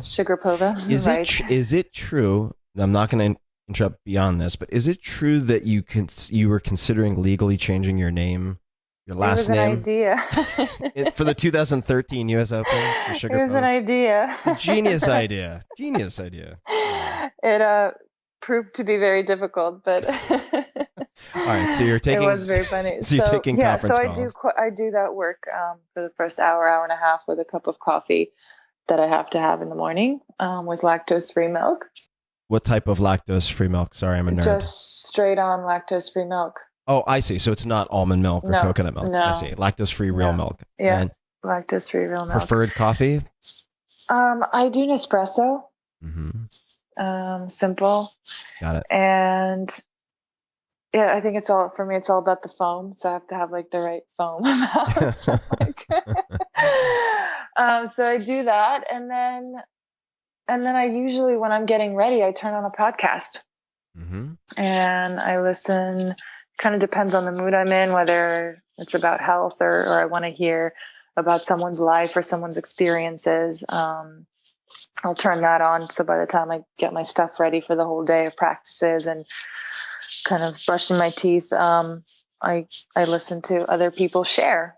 What are some of your favorite podcasts? Well, a good friend of mine is Lewis House, so I listen to his. Mm-hmm. I've listened to yours a bunch in the past 6 or 8 months, I would say. To Dan Harris's. I listened to a fashion one. Yeah, a little bit of everything. So Dan Harris, this is Dan Harris of 10% Happier? Yes. All right. Why do you listen to Dan Harris? Because I was going to ask you if you have a meditation practice of any type. It's interesting. Someone asked me the other day, do you meditate? And I said, I don't, but I really feel like I do, because I listen to so many people speak about meditating, and that I feel like I do. I had to think for a second. I almost said yes. And I was like, no, actually, I don't meditate, but I listen to people speak about it. And I have a little bit. I've done it, and I enjoy it. Some of it it feels a little cultish to me. Sure, there's plenty of that floating around. Oh yeah. But you didn't like the cat's paw and black roses I sent you? Is that what you're trying to tell me?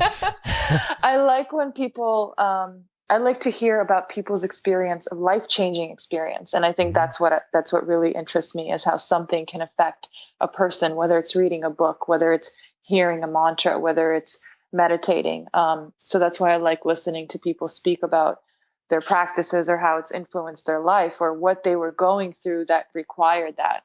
Mm-hmm. I love learning from people's experiences. So I think that's one of the reasons I listen to his. So I think you've been meditating your entire life because of your feel like comfort level, your comfort level with repetition. Right. I think that is one and the same in a lot of respects. And some people, the one thing that I don't really know where I got it from, but one thing that I realize that our thoughts are so spread out and that they go in so many different directions.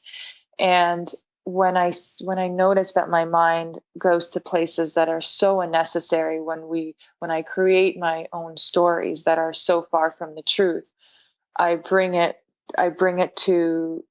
back to the center of my breath. So I do think about just breathing. And that's not like me sitting in a chair and having thoughts or saying, okay, now I'm going to meditate for 10 minutes. That's just me, whether it's on a practice court and things are not going well, or I'm making so many errors. And all of a sudden I just create the story that is so far from the truth or the reality. What would be an example of that? So say my coach has me, say I've studied some video analysis and he showed me a particular stroke that he wants me to work on, or a particular movement. And he said, that's incorrect. And he shows me an example of what he thinks I should do a little differently. Mm-hmm. And so I go on the practice court, I start doing that. And with repetition, I'm not getting the outcome that I wanted. Mm-hmm. And so I plant the story that, no, he's incorrect. He doesn't know what he's talking about. And, right. or that, no, actually this is not, this doesn't feel right. This doesn't feel natural. I'm not going to feel natural. If it doesn't feel natural now, it's not going to feel natural in a competitive state of mind. And all those things are completely not true. Those are all things that I'm putting in my brain. How do you catch that? What do you say in your own head when you catch it? I'm so aware of my surroundings, and I'm really aware of like the choice, the kind of the inside choices that I make. I've had sort of this feeling from a young age where I know how my mind can affect others, or like my surrounding and myself included, without having to say one word. Yeah. So I try to bring it back to my breath, and, or sometimes changing those words completely, even though those are also not true, but they're much better than the negative outcome that you're putting out into the world. I interrupted at some point, which I'm prone to doing because I get all excited. I also want to recommend, Hardcore History with Dan Carlin. If you haven't heard it, I would recommend starting with tomorrow morning. Wrath of the Cons is what I would recommend starting with. It is my favorite podcast of all time, and he does one episode every 6 to 12 months. Wow. But you will see why. They are incredible. And also, I would be remiss if I didn't say thank you to Lewis, a mutual friend who made the introduction. Who made this possible. Very good man. Yes. I think we didn't get around to it because I got all hoppity and jumped in. Right now, you do this. You have the espresso with very important foam. You have some conference calls. You take care of Sharapova and so on. Then my phone goes in my bag for the next few hours, and I train. When do you eat? What do you have for breakfast? I eat probably like 30 minutes before I get to practice. So so for the first 2.5, 3 hours, you're not having breakfast. I have a liter of water and a cup of coffee. Is it special water? No.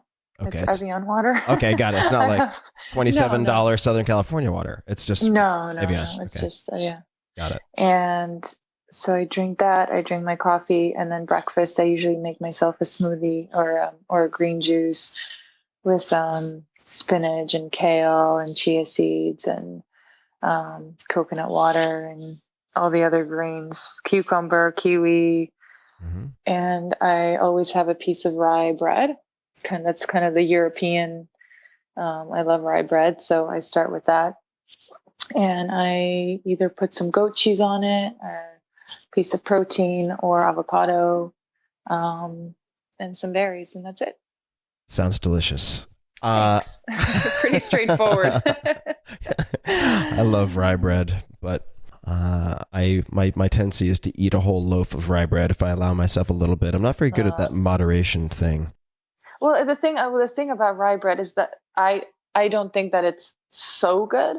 So that I think it's better than some other breads, but it's not like sourdough I love, but I don't eat regular bread that much. So if I was eating a piece of sourdough, I'd probably have 3 pieces, but that's rye bread a is good kind of point. like in between. It's edible. It's digestible and good, but it's not a Snickers bar. Exactly. That's a good point. But you don't want too much of it. So. Yeah. All right. No, this is a smart approach. All right. So just a few more things. In the last few years, or just in recent memory, right. what is a new belief or behavior or habit that has greatly improved your life? Does anything come to mind? I mean, one thing that I had to go through in the past 15 months was being away from my sport because of a suspension that I faced. And I went through this time period, obviously with a lot of questions of whether I would return to sport or whether I would return to the sport that I played. But during that same time, I also realized, and I had a chance to stop and really recognized how and what I've really done in my life and my career to inspire others and I've used the word inspire a lot because that's how I kind of see other people inspire, my life. But I had so many moments and instances where I would come across people that would start a conversation with me and tell me kind of how I've influenced their kids or how they've seen me compete and that I'm, they admire my spirit so much and that they can't wait to see me back. And I never had that realization before, which sounds crazy. But I never really understood, or I don't think I really understood, maybe it was selfishly, how much I impacted other people. Did you notice that because the PR madness was stressful and you saw that as a counterbalance? Or why do you think you noticed it? I think I noticed it because so many more people had the courage to speak to me.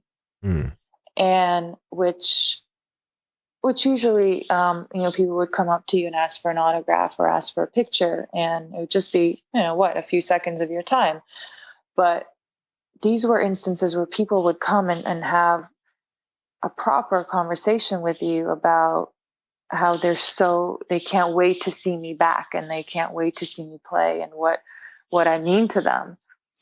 And it was just different. It was a different communication. It was a different way of telling and every person helped me feel better. There's no doubt, but it was chefs coming from the kitchen and there were pilots coming from the cockpit. And it was just an experience I don't think I would have ever felt.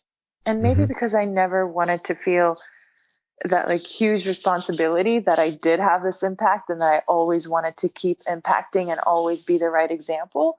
Maybe that's why I never quite, but I do think that subconsciously I didn't want to give into that because maybe that would have added more pressure, because as I said before, my parents never made me feel that if I did or I didn't make it, that it would be all right to go back to where we started. Yeah, it was a very eye-opening moment. Now, you had your first sponsor, as I understand it, when you were 11. So Nike.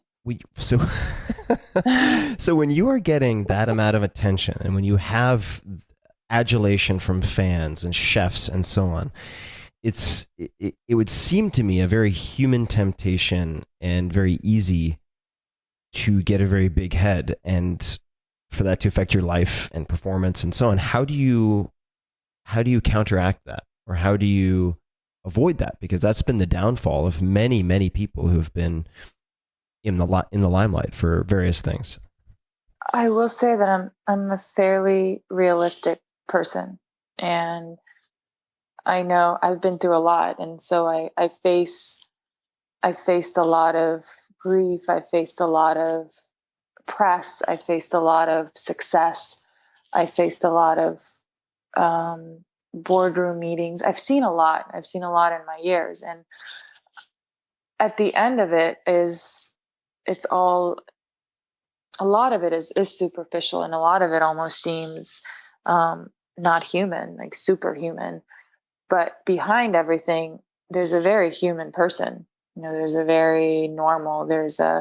I'm very much a simple human being. I've been fortunate to make good money from my career, but those things are never things that make me the happiest. And I know that, and I realize that the values that you have in your life are much smaller than that. And they bring so many more rewards than money could ever bring you. Of course, it's helpful, and knowing that it puts a huge smile on my face that I can support my grandparents, and that I can buy them a home, and that I know they're going to be comfortable, and they can have their garden and grow their cucumbers, and that my cousins can have a proper education. And that feeling is incredible. But that's a feeling that, of course, money brings you. Mm-hmm. But I think the value, like I said, the relationship that I've had with my parents, they're also very strong people, and they will tell me if something, if they see that something's going on, or if my decisions are not correct. And they're very real, and I surround myself with real people. I'm a very honest person myself. I think that's part of a Russian character. I say it like it is. Like I'm very straight on about what I feel. And that's sometimes gotten me into trouble, just based on, maybe I should keep a few opinions to myself. But I like this idea of, tell me how you feel about things. Tell me straight up, don't go around. Maybe this word maybe is brutal. It's like neither here nor there. So it's hard. It's definitely hard, because from a young age, I could have made so many different decisions, and that could have got me to different places. What is one of the worst decisions that you avoided making? Or one of the best decisions that your parents helped you make? Yeah. At that age, there was a lot of decisions that my parents made, but I think from a business point of view, I've been able to be associated with many great brands. And there was a lot of opportunities, especially when I was young, to make what I like to call quick money. Mm-hmm. It's like wire in the bank. You show up for a shoot and you do it, and you smile, and you leave, and there you are. And that is, it's not that it's great that you have this company and this brand that, has tracked you down and has seen you and has studied you and wants you to be a part of their brand. But I've always felt like the best decisions I've made are based on real partnerships, like real understanding of what a company, of what myself wants from each other, and why we want to work together. And I really believe that's one of the reasons I've had these partnerships for such a long time. One example is with Nike. It's so much more than just me wearing a swoosh on the court. Like I go into a store, and I take pride in the fact that, like, I was walking around the other day, and someone came up to me and said, "Wow, you look like you could be like a Nike billboard." And I was, and I looked, I didn't know, like, if that was, funny or not, or they were like making fun of what I was wearing. But I looked at her and I was like, yeah. And then she said, "Oh, wow, you're Maria Sharapova. Of course you are. They pay to wear that." And I said, "No, actually, you have no idea how happy I am to wear this." Mm-hmm. Like you kind of grow a fondness of the people that you work with, there's so much that goes into a campaign, a product, and I love that stuff. Like I love knowing, like, I went to the Nike campuses after my Harvard experience, and I followed around. I went into meetings, and I kind of shadowed. I was like a little ghost in all these meetings, because I wanted to learn about, like, product development. That was at Beaverton? Or? Yeah. Nice. Yeah. So I went into these meetings, and I wanted to know why a product is dropped, and why this material is used, and why that material is being developed. And there's just so much incredible technology. I love fashion. I love creativity. So I got to learn a lot about that. But you take great pride in the people that you work with, and the decisions that I made that started with, either a friendship or a partnership where you understand the company and you know the people are the ones that have grown. I mean, you're playing the long game in a lot of ways. And I think there are many people who feel like they know a lot about you. So my last two questions are about things that people might not know about you. And hopefully there's a lot of that in this conversation already. But the first one is, if you had to give a TED Talk about something you are not known for, no tennis, All right. For instance, what would you talk about? What is the personal obsession that few people know about, or something you're good at that few people know about that you would talk about, or anything? Oh, I don't know if I'm good at, but I don't know if I'd necessarily do a TED Talk on it, but I have a huge passion for architecture. And, I think I've always said that if I wasn't a tennis player, I would love to be an architect. I find it's my happy place. Like when I am able to drive around Palm Springs or drive around Tuscany and see like the differences in beams and windows, and I love studying that. And I spent a few years building a home myself, and that process, like I feel if I had the time, which I don't have at the moment, I would just do for fun. That would be something that I'm passionate about, but not many people know. What do you like about it? And do you have any favorite types of architecture or architects? Anything, books that have influenced you? Yeah, absolutely. Some from Neutra to Frank Gehry. I love like the indoor and outdoor feel, and I love when architects are able to bring nature into a home and make it feel like you're living outside, but you're kind of in this cocoon environment. I don't know if that makes sense. Makes perfect sense.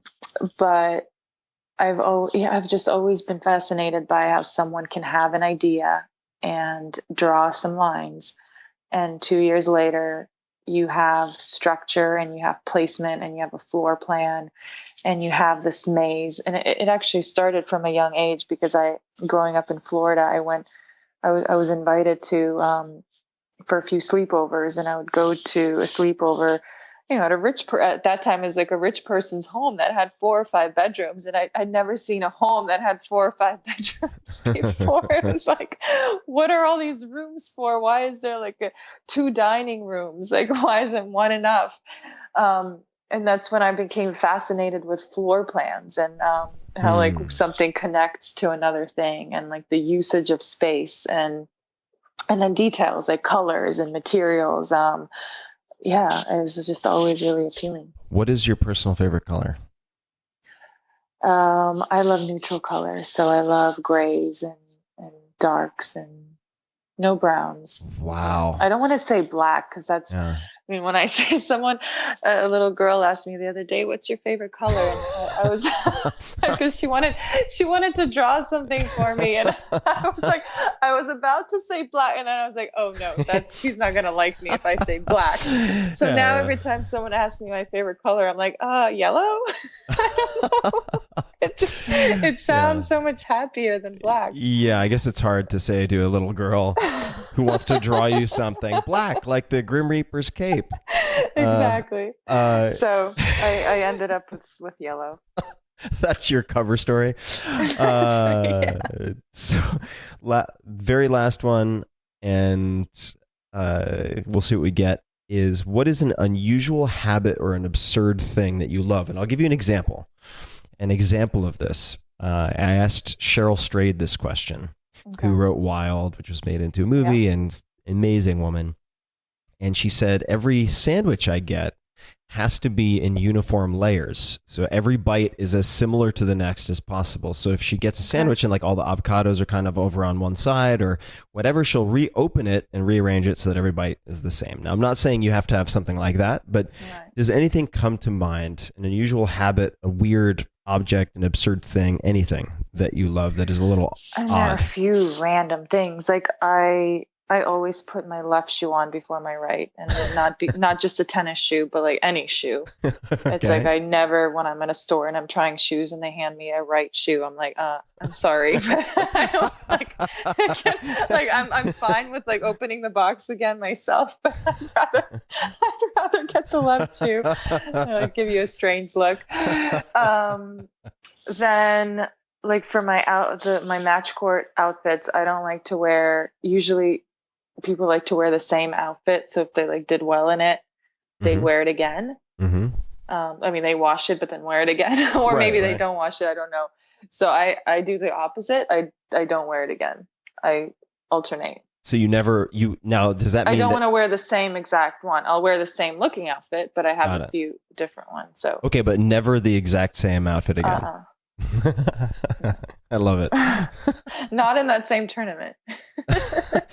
When you win a huge, I feel like I'm making a liar of myself, but when you win a big tournament, do you have a favorite cheat food or anything that you celebrate with? I love sweets. I love dulce de leche. Oh my God.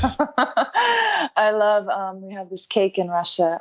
It's called the medavik. It's a honey cake. Mm-hmm. I could eat that every day for breakfast, is lunch, it like and dinner. baklava, or is it different? No, it's not as crunchy. It's a soft cake. I see. It's a layered cake, but it's a soft cake. Mm. And yeah, I love cherry. Like when my grandmother makes cherry jam, I could eat that by the spoons. That's like a childhood memory. Yeah. So I love sweets. Well, it makes sense for Sharapova. For an athlete, right? It makes a lot of sense. And it's great for glycogen replenishment, right? Yes. So for those people wondering, dulce de leche, also known as the crack cocaine of Argentina, delicious on vanilla ice cream. So good. And if it's going to keep other people up until 4 a.m. because it'll drive them nuts, RDLs, Romanian deadlifts, right? Yes. Just so that doesn't bother anybody. Maria, this has been so much fun. I really appreciate you taking the time. And thank you so much. I really encourage people to learn more about your story. I cannot wait to read Unstoppable. And people can find you at mariasharapova.com, Facebook. Yes. It's facebook.com/Sharapova. And then Twitter and Instagram are both at Maria Sharapova. Do you have any final ask of the people listening or a suggestion for the audience? No. Anything that comes to mind? Oh, no, I hope that they continue listening to your work, because when I started, I was so impressed by your interviews and the way you're able to get a lot out of people in a conversational form. And so keep listening. And and I'm really excited about, the opportunity that I had to share my story with other people and to share my journey. And sometimes we think that our story is not special, and everyone's story is very special. And I've just been so excited about being able to put it on paper and for everyone, to read it. So yeah, I've always been a very personal and private individual. So it's sort of a big moment for me, because I share a lot of the frame of mind that I had as a young girl and as an athlete, as a person, as a daughter, in relationships. So there's a lot I share that I never thought a few years ago I would be able to. It's exciting. It's a little scary. It puts you in a vulnerable place. But I'm very looking forward to hearing what people think of it as well. And A, congratulations. B, we talked about toughness as one of your defining competitive advantages. The fact that you recorded your own audiobook. Oh my God. No, I was like, no one's giving me enough credit for this. Oh my God.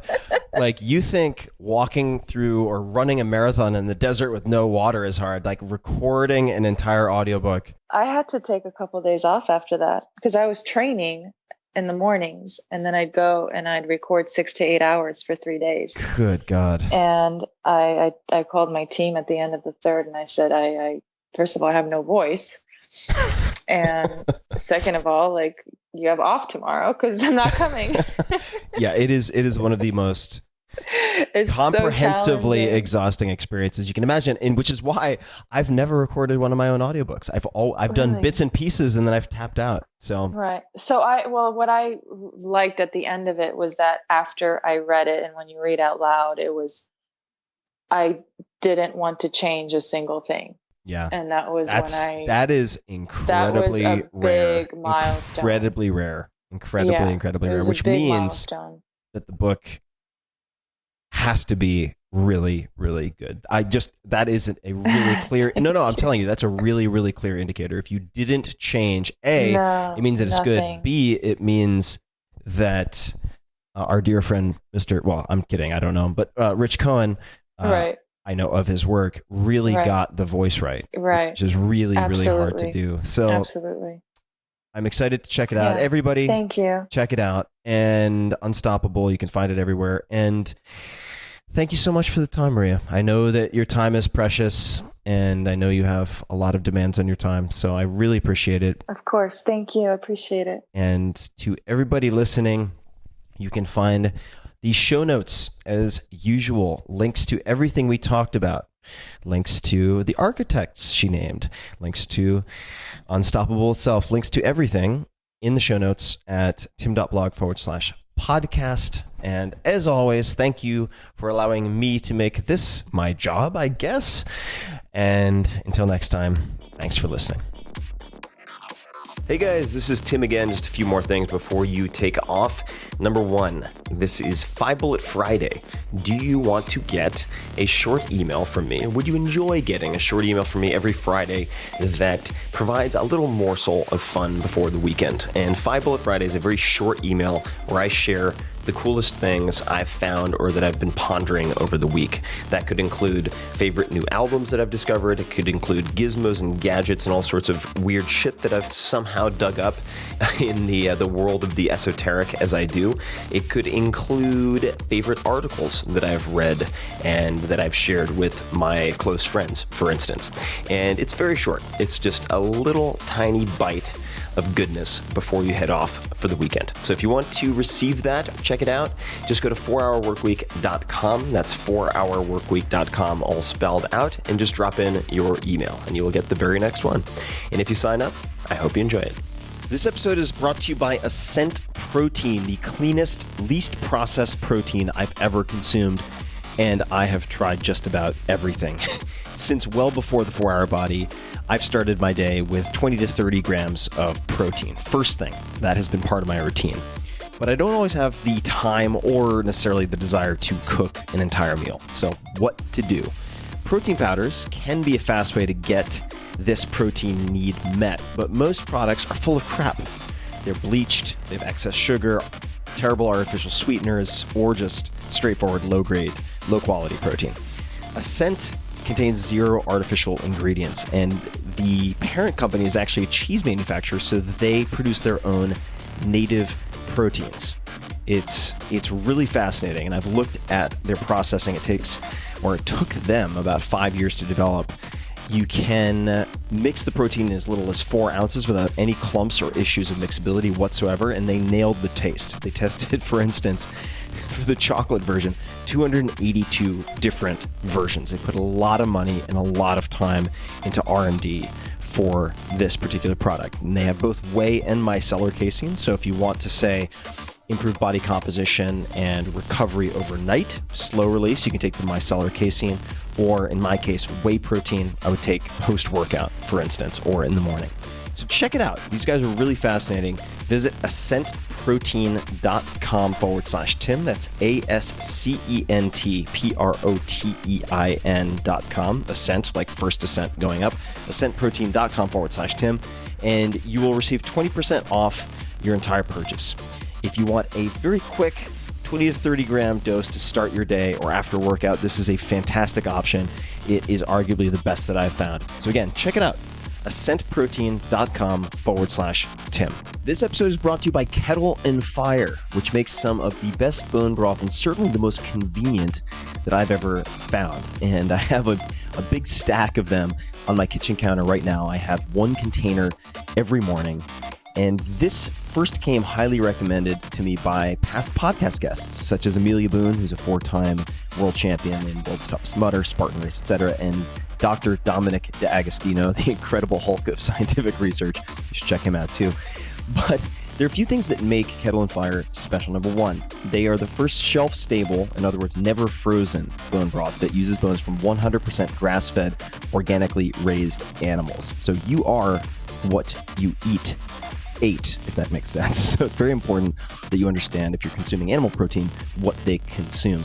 They also use longer cook times, 20 plus hours, which means more collagen and other nutrients. For instance, they contain 19 times more collagen than one of their close competitors, and an independent lab confirmed this. I'll leave the competitor's name out of it because I don't want to get sued, but that's the case. And it is not frozen, so thanks to many millions of dollars of packaging equipment, their bone broth doesn't require freezing or shipping with dry ice. So like I said, it's just sitting on my kitchen counter in these boxes, and then I can heat them up. They're basically ready to drink. Heat them up on the stovetop or in a microwave, and you are ready to rock and roll. And you also get a nice payload of glucosamine, glycine, along with the gelatin and everything else that I mentioned. So check it out. I've been hugely pleased with this, and like I said, I've been consuming it every morning. It gives you about, I want to say 20 grams of protein, which is a nice little slow-carb diet boost, if that's what you're looking for. And I'll typically sip this out of a very large camping coffee mug as I do some writing or journaling. So there you have it. Check it out. It's delicious. I favor the chicken, but each to his own or her own. So check it out, kettleandfire.com/Tim, and you can receive 20% off of your entire order. Take a look, kettleandfire.com/Tim.